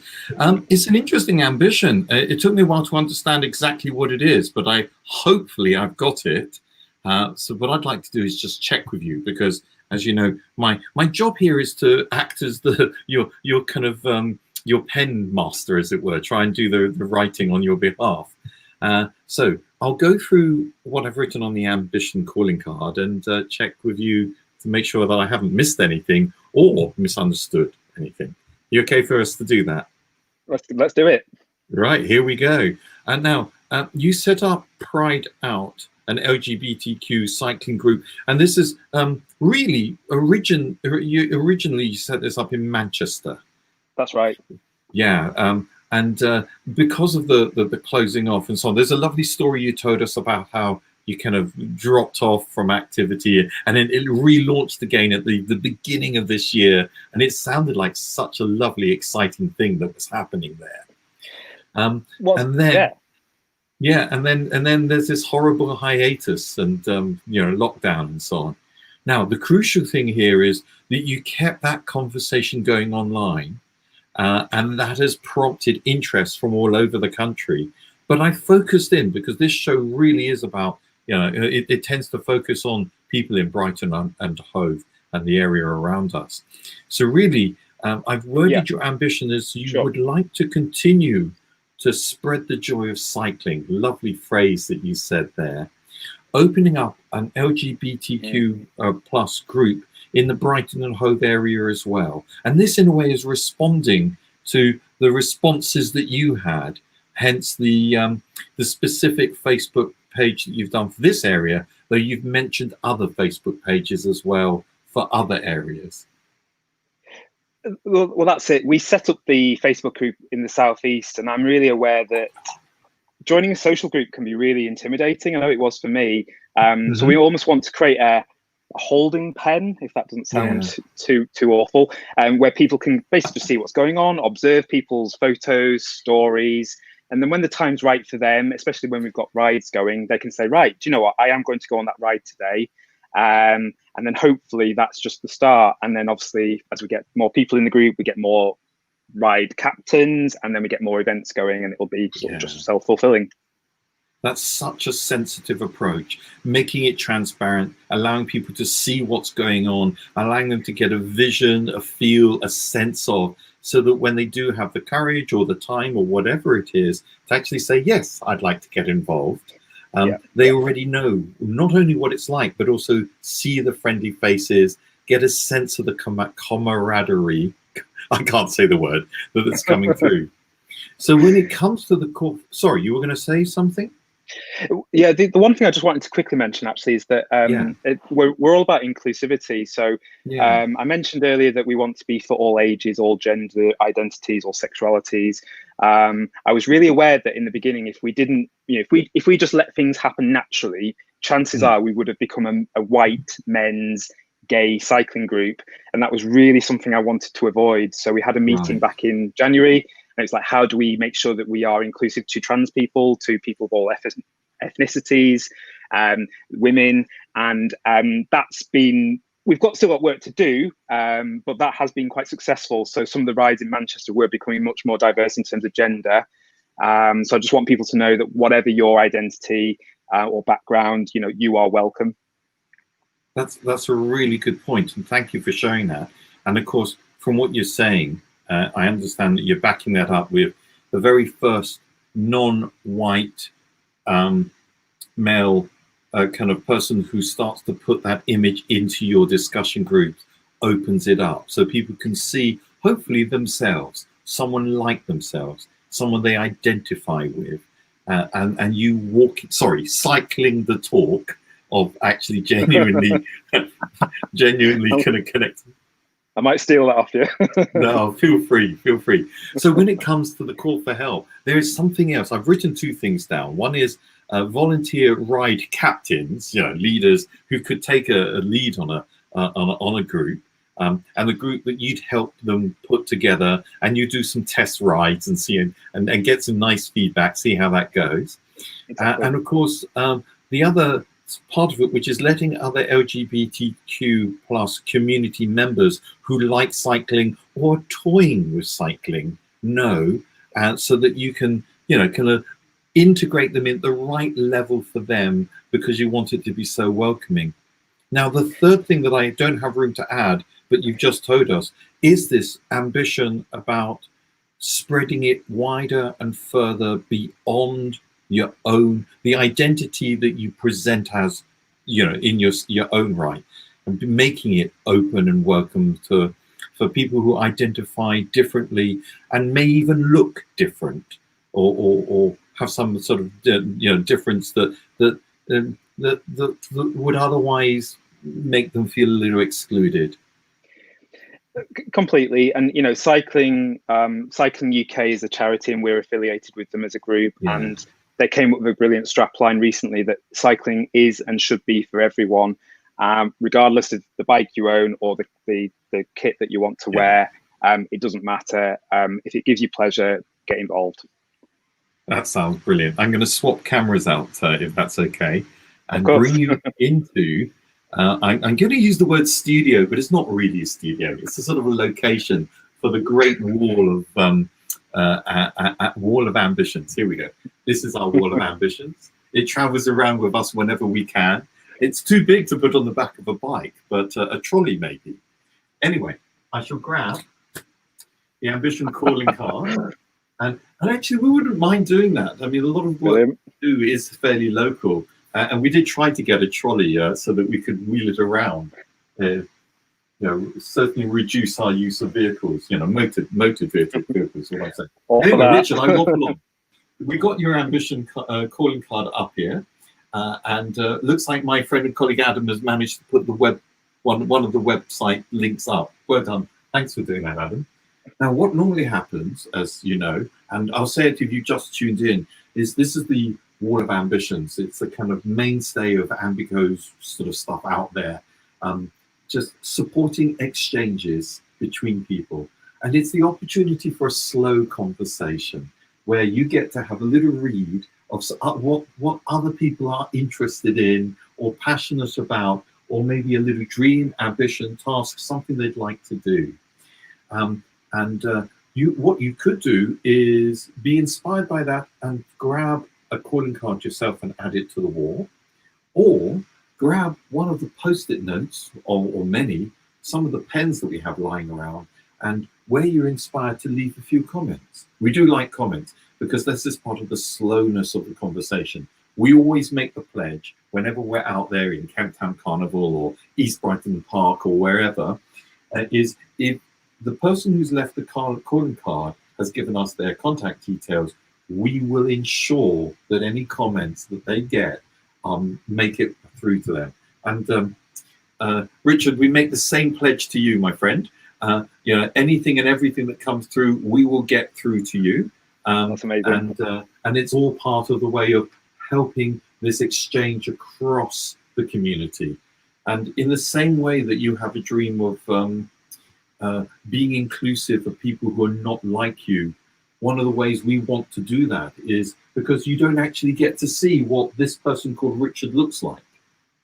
or this person called Matt, it's just an ambition. And we start with the dream, we start with the excitement or the passion, and where it links, it doesn't matter what that person looks like or their background or their value set. It matters that it's something that you might be interested in. And maybe we'll want to make a few encouraging words, comments, or possibly even some tips and advice. For example, there may be some cycling groups in Brighton and Hove that will want to partner with you, who may be able to provide captains and so on, and who knows what else. There may be other LGBTQ groups locally who recognise this as a fantastic add-on to their variety of stuff. I couldn't have said it better myself. And we all need allies in life, and partnerships and allies are that's what makes life happen. So anyone who's from other groups or from outside the LGBTQ community, you're welcome to get involved as well. Exactly. Thank you. That's brilliant. And of course, if you want to get involved and so on, we'll make sure that we make that connection. As I've been talking, Richard, has anything else occurred to you? Anything else you want to say about this ambition? No, I think that's it really. Anyone who's watching, who's got an interest in cycling, feel free to join the group. We've also got all the usual feeds on Facebook, Twitter, and Instagram, and our handle is Pride Out UK. One of the magical things about the Ambigo thing is we directly say to people, if you know somebody who might benefit, or somebody who might know somebody, because that's the way the whole kind of information passes on.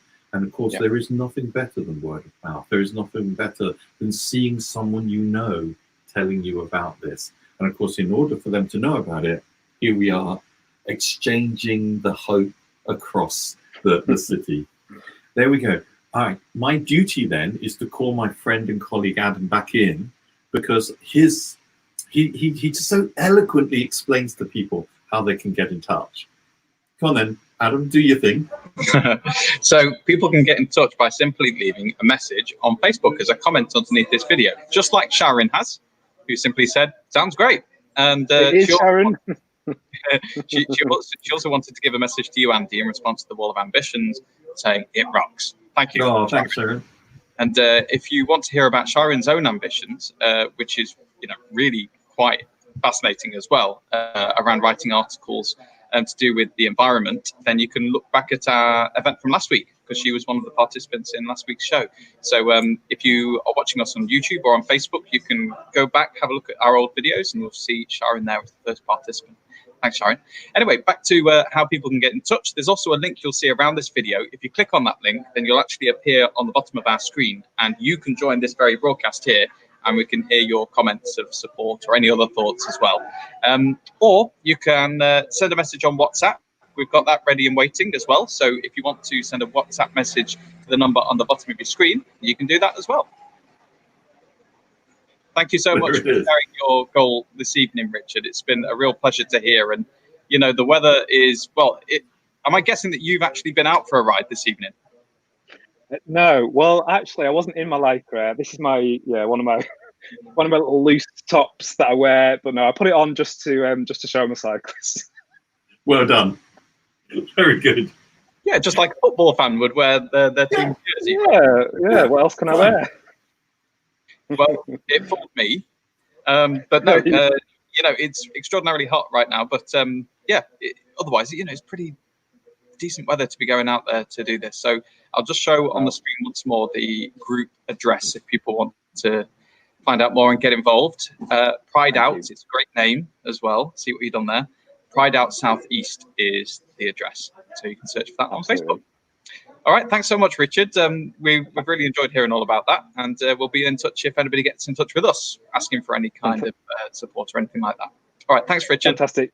Nice to meet you both. Cheers, and you. Bye-bye. Right, okay. Are you going to get your bike out, Andy? Sadly not. I haven't had a bike for a long. I used to love riding. Seriously, I used to really enjoy cycling, and I used to do it a lot. But it's been a while, and of course, now that I live in Brighton and Hove, which is a little bit hilly, and truth be known, I'm a little bit lazy. I'm not so sure that I'm that into it. Well, I went on a bike ride very, very, very recently and managed to burn my hands like a clumsy fool. So don't do that. Wear sunscreen even on your hands. Anyway, right, let's go to some written ambitions that we have. Oh, okay. Yeah. I'd like to share this one, Andy, if you get your pen and paper ready. This is from somebody called Nelika, who actually wanted to join us here this evening in this event, but unfortunately couldn't get away from work. But Nelika's ambition is as follows. So she says, I'm going to pause you there with apologies and ask, how are you spelling Nelika? Very good question. So it's N for, what's N in the what's the alphabet? People will write in, you know. Oh, I can't remember. Oh, damn it. Anyway, N for neighbour. We'll go with that. So N-E-L-L-E-K-E. Nelika. Nelika. Hello, Nelika. Sorry you can't be with us. Missing you already. Yep. So she says, my goal is to finish a physiological study in gender identity development. So I'll say that again. It's a lot to describe.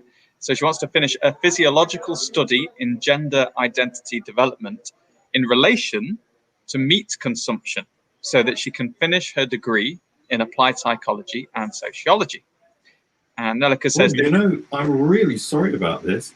I got lost in all the syllables of psychology. So I've actually got as far as wants to finish a physiological study. And then I realized I didn't know what of. In gender identity development. Thank you. In relation to meat consumption. Okay. What an interesting ambition. Yeah. So it's all so that she can finish her degree in applied psychology and sociology. So Nelika says, this is important to me as I've been working on it for a long time, and I'd like to contribute towards recording the experience of transgender individuals in a positive way, something that is lacking in psychological research. So what would help Nelika is, well, Nelika's looking for participants who identify as a different gender to the one they were assigned at birth for semi-structured interviews. So they have to have some experience with having eaten meat as well in the present or in the past. So if you're a lifelong vegetarian or vegan, then you're not the person for Nelika right now. But if you have eaten meat in the past or continue to do so, then if you don't identify as the gender you were assigned at birth, then Nelika wants to talk to you. And so what I'm going to do, as Andy continues to write it down, is I'm just going to jot down the email address that she's asked us to share with you if you would like to speak to Nelika, help her out with her study. And you can have an interview with her, which I imagine would be online, so over Skype or Zoom or something. And if you email that address, then you can get in touch with Nelika. So it's Nelika M.W. Jansen with 2 S's at gmail.com. Then you would help her big time because she needs people, Nelika needs people to interview for about 30 to 60 minutes, all about their experiences in this area. And also, if you haven't been able to jot that address down, then just get in touch with us, leave us a comment, and we'll be able to pass it on to you as well. Have you managed to get that all down, Andy? Yes, I think I have. It's a real shame. Nelika, do come on the show sometime. We'd love to have a conversation with you, I'm sure.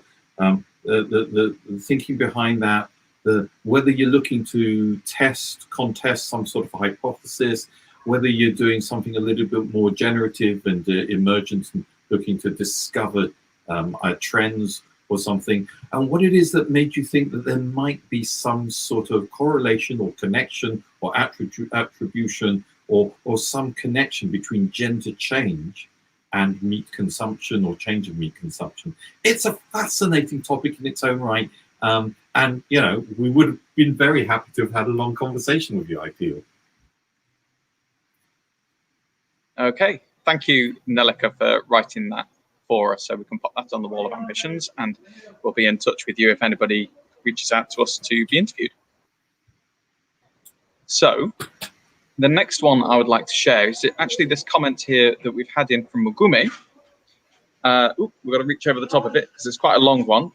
So Mugume is somebody who's been helped by our Ambigo events in the past because we had somebody on called Liana who was using her English teaching business to help raise funds for Mugume schools. This is what Mugume says. Thank you, Adam and Ambigo family, for great work. I'm here again to reintroduce you to my ambition of asking for help to do the renovations of our classrooms, and below are the needed items. So let me clarify here. When he's talking about classrooms, he runs a primary school in Uganda. And so he started watching our events now, and he would like your support as well. If there's any way you could perhaps link up with him. So what he needs is iron sheets, cement, nails, paint, and desks for the children at the school there.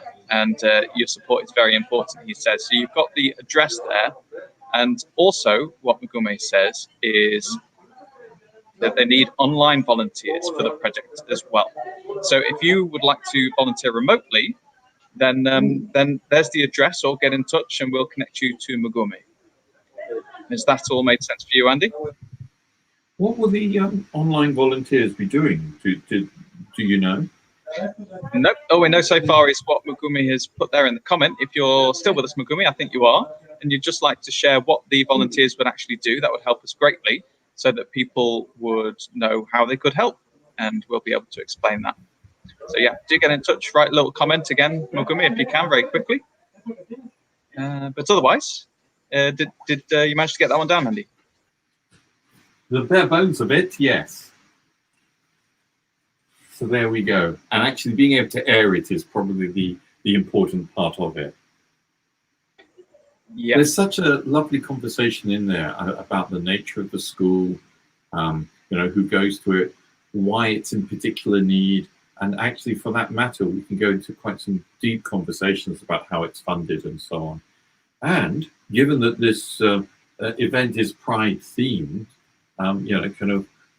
how they deal with diversity and how they deal with at a primary school level, hopefully promoting respect and tolerance.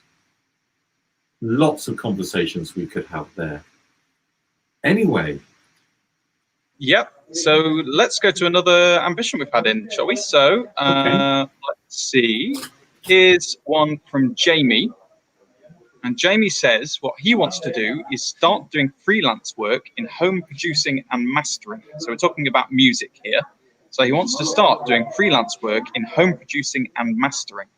So he's been furloughed from his regular job. So he wants to use his talent for mixing and mastering to earn a bit of extra cash. And so he uses a home studio, and he can share examples of his work as well. He says he plays guitar to session level as well in several genres. So he could offer that as well, depending on what people's needs are. So in terms of what help he needs, well, he needs to find people who need their music producing or mastering. So he says he's keen to help people out who are on a lower budget, and says basically just do a pay what you feel it's worth kind of thing. So pay as you feel, essentially, or pay however you value it. And he's happy to let you know all about the spec of his setup as well. So if you make music, or you know somebody who does, and you're looking for somebody to do some freelance work in home producing and mastering, then get in touch with us and we'll be able to connect you to Jamie. Now, I have to admit myself, I don't know about you, Andy, but I'm not 100% sure exactly what the mastering actually means. But for those who need it, I'm sure they do.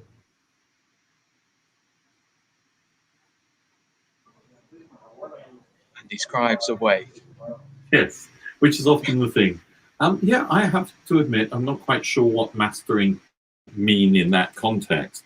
The first thing that comes to my mind is cutting of master documents, the final prints of things. So there may be, and I am guessing now, sort of cleaning up, refining the edges, doing that little bit of production that emphasizes certain notes or certain phases in the music and other creative stuff. But who knows?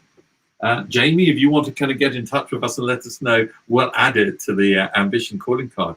And of course, if you want to kind of click on one of those links, I'm not quite sure where it is, and so on, come into our back studio area and we'll see if we can't get you live on the show direct here and now. There's an offer for you. And I think we've got time for another music-based ambition. This one is from Meg. Hello, Meg. What she wants to do is promote great new independent music.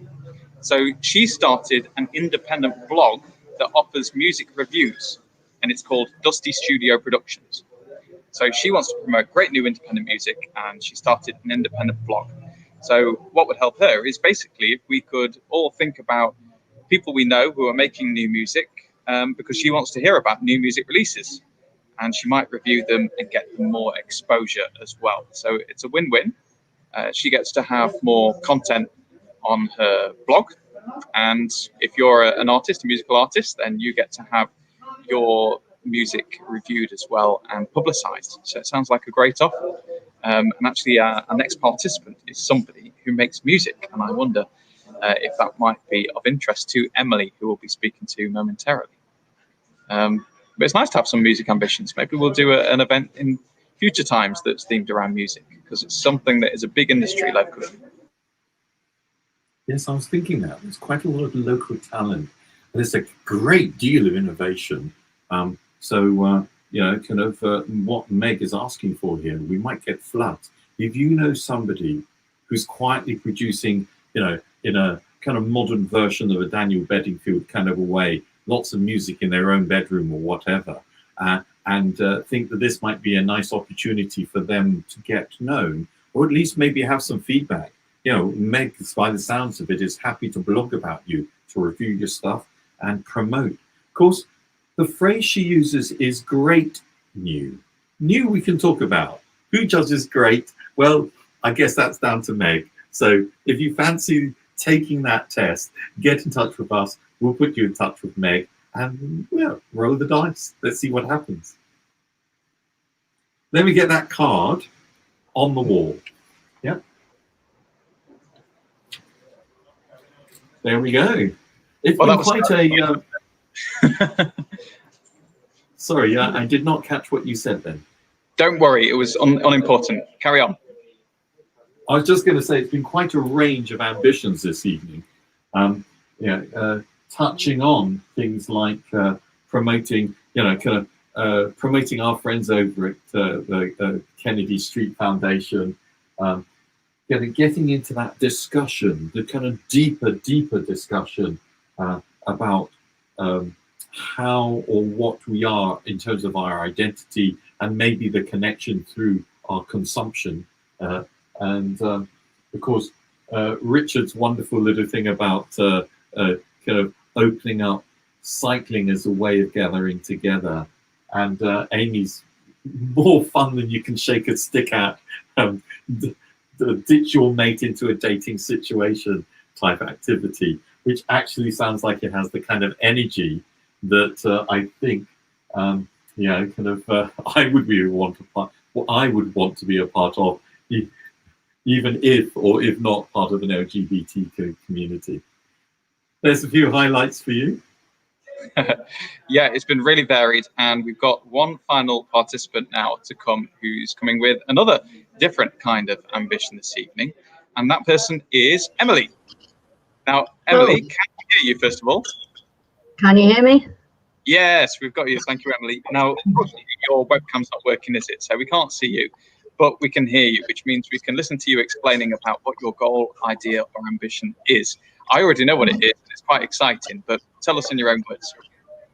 Yeah, well, I've been looking for a new place to live, and I've been living in various different situations, which have mostly been, one living landlord, or looking after people's cats, or living with my parents and stuff. I'm just kind of ready to find my tribe. I really want to live with a sort of bigger group of people, maybe 4 to 6 people or something like that, and just people who are on my wavelength, find some like-minded people, and somewhere in the Brighton area, maybe in the suburbs. Well, this is it, isn't it? Because it's not just that you're looking for a property to live in. You're not just looking for any old person's spare room. You're specifically looking for your tribe. Would it be right in saying you've reached a point now where that's really important to you above all else? Yeah, I think it's been important for a long time, and I've kind of strayed away from putting the priority on that. It's often difficult to find the right people when you're constricted by money and stuff. But I'm not as financially constricted as I was.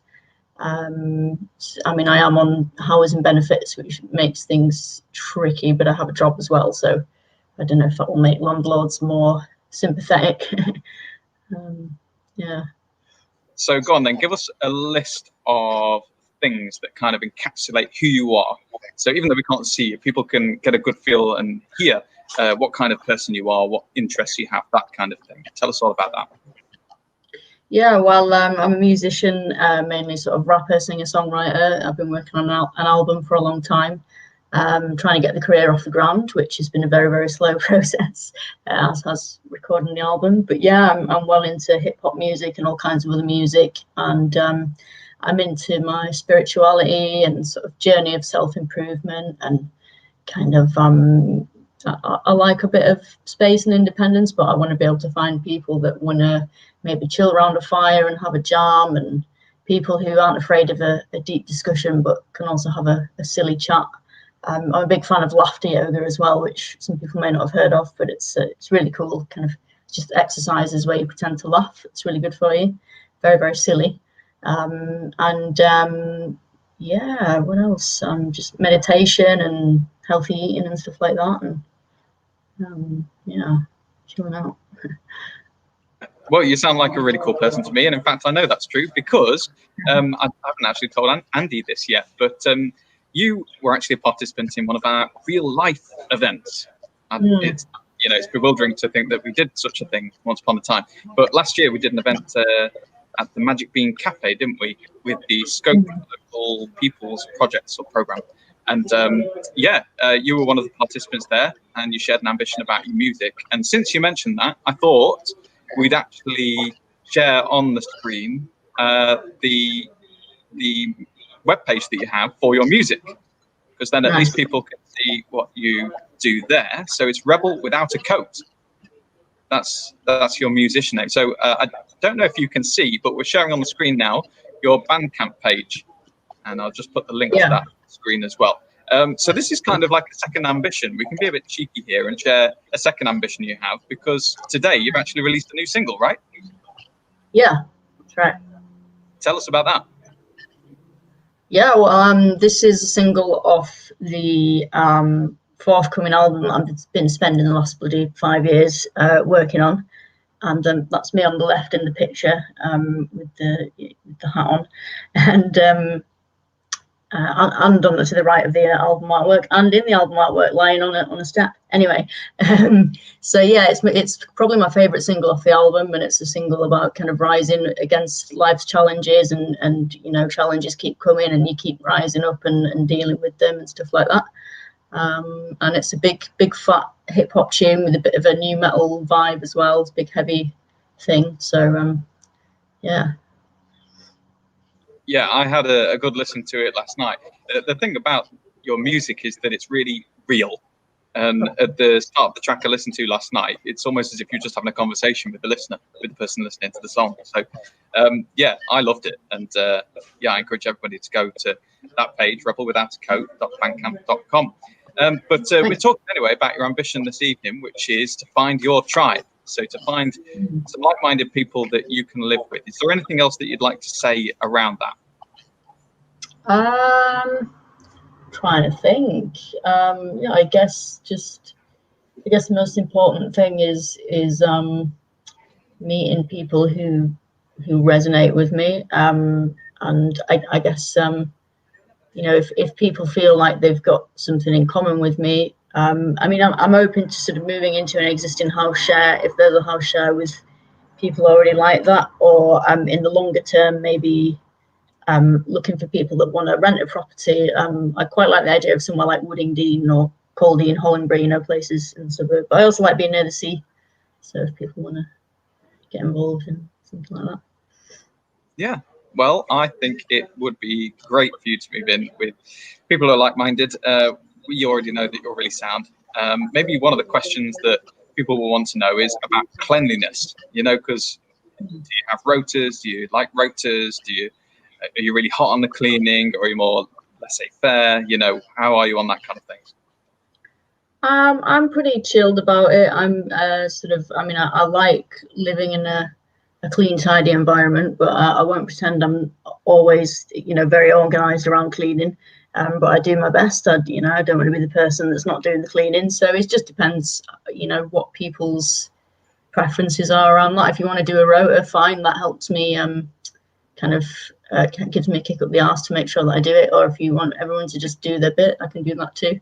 I just want to find easygoing people really that don't, not up for making drama or anything like that. Great. And if people want to get a feel for kind of what you would be like socially, what would be a typical Friday night for you? I don't really have a typical Friday night. I mean, outside of lockdown, I'd be at work on a Friday night, working in a community centre. Otherwise, I mean, I want to say working on my music. That's something I've been having difficulty with my time management and actually getting on with that. So it could be anything really. Watching Netflix, maybe building a fire in the garden. I should do that more often really. Yeah, I want to think of more cool things, but those are the main things that come to mind at the moment. Cool. Okay, well, let's get the word out there. Right, I'm going to hand over to Andy now, who's been writing all of this down for us. Go ahead, Andy. Hello, Emily. Hi. Hey, thanks for joining us, and thanks for coming back to Ambigo. And I'm afraid I did not know that you've been with us before. You're always welcome back. What can I say?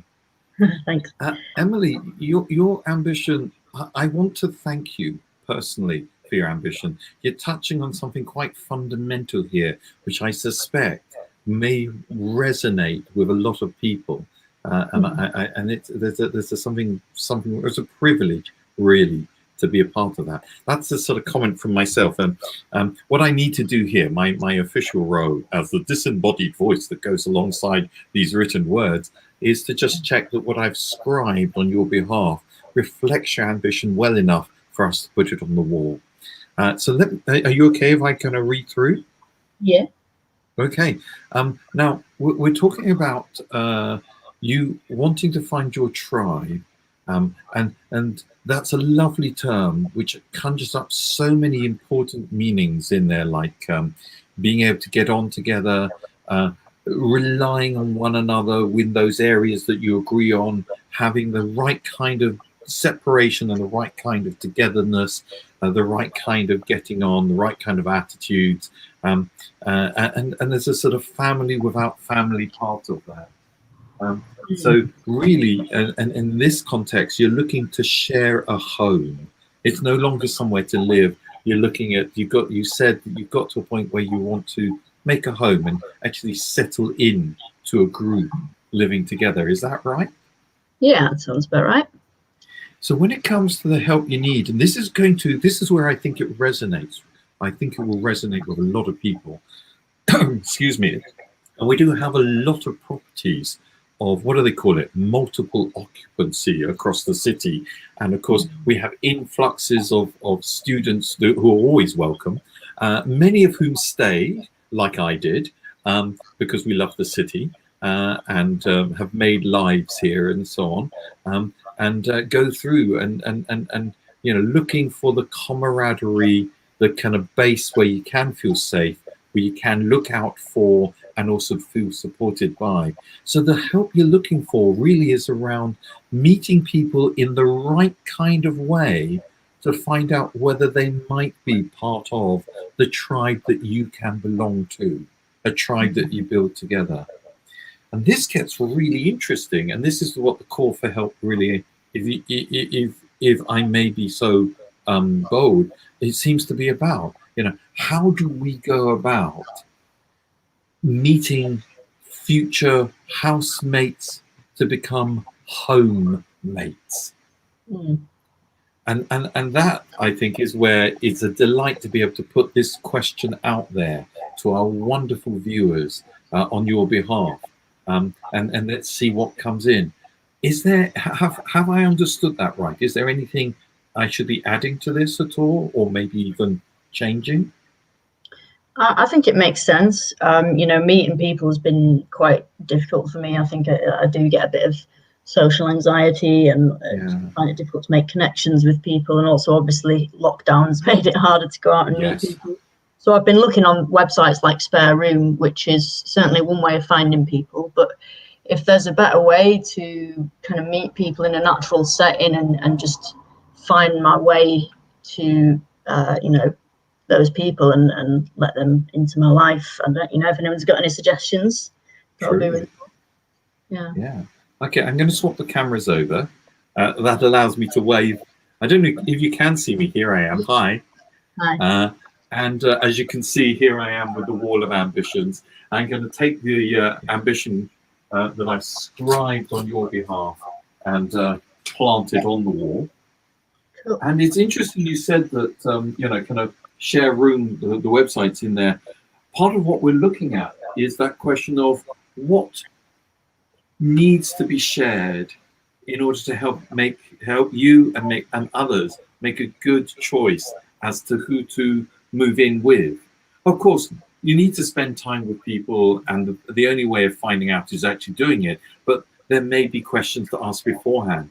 So there's a kind of so there may be ideas out there about there may actually be services out there that will connect people who are like-minded or like-valued, or maybe in the right sort of stages of their lives to match and mix and match in such a way that you have a bigger chance of getting to a good try. And what you shared with us just then, Emily, you're not alone. A lot of people who've been in touch with us, a lot of people who I've met individually and personally, have talked about that rather daunting thing of how do I meet people? And that can be very scary. So the call for help here is for tips and advice on safe ways that is not going to push Emily or people in that situation so far out of their safe zone as to be vulnerable, as to be at risk, as to be scared, that will also help address this issue of meeting people for the right kind of home environment. So what happens, I'll say it now, is this wall of ambition tends to go around with us, and we allow people to browse these ambition calling cards at their own pace, read through ambitions and so on, and see whether they get inspired. And it might be in this, with the added advantage of you showcasing a part of what you're interested in your conversation with Adam, that people would think Emily would be a great fit in this household and would get in touch and make the introduction. That would be a peach perfect type of contribution. But other things happen, and this is what's so great about the wall of ambition. There may be someone out there who says, yes, the general thing about meeting new people, here's some tips and advice that have worked for me, that might be a nice, safe way for you, Emily, that doesn't threaten you, that is, kind of easy for you to do, and also safe for you to do. And there may be people out there who say, well, I know somebody who's particularly good at making introductions and can help broker that kind of connectivity. Who knows what else? And I would not be surprised if people get in touch, and you're very welcome to do so. If you too are looking for a home and looking for not just a place to live, but people that you can feel good with, that you can feel a sort of non-family familyness with, that tribe in there. And we'll get that conversation going around there. Emily, as I've been talking, has anything else come up for you? The things that you think you might also like? Well, I would say there's not necessarily anything wrong with being pushed out of your comfort zone. I mean, I'm happy to. It's good for you. I mean, like, social anxiety is not to the extent that it stops me from going out. It just makes me a bit awkward, I think, in certain situations, and it means I'm not always as myself as I'd like to be. So it's not that most events I wouldn't want to go to them. And I do go, when it's not in lockdown, I'll go to gigs and things. It's just a question of me loosening up to the point that I can, I'm not the sort of person to just go up to a stranger and say hello and strike up a conversation. You know what I mean? Yeah. Yes, and I think that's true of, many people. We have these kind of varieties of how confident or comfortable we feel, and it changes day to day or from time to time. And as you said, there you are. you know, not only working in a community centre, but the music which is in front of an audience, and you're part of an audience yourself. So there's plenty of places where there is that connectivity. Here, when it comes to looking for a home, a focus goes right into, well, who are you? Are you the right sort of person for me? And I don't know about you, but that would put me on show a bit in a spotlight. And that can be uncomfortable, I think. So with that in mind, I think I find myself sympathetic to what you're describing here. Anyway, would you like me to add anything to this ambition or change anything to it? I think it's pretty straightforward. Yeah, I think it tells the story. In which case, for the last time this evening, but not the last time this year, I hope, let me invite my friend and colleague Adam back into the screen with us. There he is, just, you know, planted up there. What I'd like you to do, Adam, is let people know how they can get in touch. In particular, if you're watching this on the repeat, if you're watching this on a non-live version. Yeah, that's key because we're about to wrap it up. So you can still leave a comment underneath this video you're watching now on Facebook. We'll see it and we can pass on any support for Emily or anybody else to Emily or whoever it concerns. And somebody who's done that is Sharon, who's written a nice comment for you, Emily, saying, are you up for meeting like-minded people who aren't currently looking to move or for a housemate? Interesting question. What's always a bonus as well. Yeah. Well, we know Sharon's great as well because she was one of the participants in our event last week. So you can always have a look back at that event last week, and I'm sure you'd want to follow up on that interest there from Sharon. Thanks a lot, Sharon. So yeah, you can leave a comment on Facebook or YouTube or wherever you're watching this. Otherwise, if you're watching on a repeat and you want to get in touch with some of the people that you've been listening to so far this evening, then you can actually just send us an email. So the way you do that is by sending a message to hello@ambigo.co.uk, and there is the email address on your screen, hello@ambigo.co.uk. Now you can email us if you are somebody wanting to support one of the participants. You can email that if you are somebody who wants to share a goal, idea or ambition that you have, or if you are part of an organisation or run an organisation or a charity or a community group that might want to partner with us with one of these events. We'd be very much open to hearing about that as well, because we do a lot of these events in partnership with some of Brighton's third sector organisations and other things. You know, if you want one that's specifically for giving opportunities to people within your family, and I use that term loosely, so that they can get support from the wider community, we'd love to hear from you as well. All right, well, that's it. That's us done for this evening. Thank you so much, Emily, for coming on and sharing your ambition to find your tribe. Likewise, we'll make sure that we pass on any kind of interest that comes in our way. And if you like as well, Emily, we can make a social media post about your call out as well. That'd be great. Thank you. Lovely. Thanks, Emily, and all the best with the album and with the new single as well. And just to remind people very quickly where they can go to find that, it's Rebel Without a Coat. .bandcamp.com. There we are. Yeah. All right, thanks, Emily. Cheers. Bye-bye. Okay, Andy. Yes. Yeah. That's us done for our Pride edition. Thanks so much for watching, everybody. And we'll be back not next Friday. So get it in your calendars that it's not next Friday, it's next Thursday this time. So as a one-off, we're doing it on a Thursday evening. And the event is going to be themed around loneliness, which is something that a lot of people understandably are experiencing at the moment. So we want to hear from you if you are somebody experiencing loneliness, or you're somebody who has a goal, an idea, an ambition, maybe a new project or something of that ilk that deals with loneliness, wants to support people who are suffering with loneliness. So if that chimes with you, again, get in touch with us either by email or on Facebook, YouTube, wherever you find us. And it will be a joy to talk about how you might be involved. Anything I've missed, Andy? Not a thing. What can I say? Pitch perfect. Thanks. Well, thank you to you over at the Wall of Ambitions. And yeah, we'll see you next Thursday, everybody. Bye-bye. See you.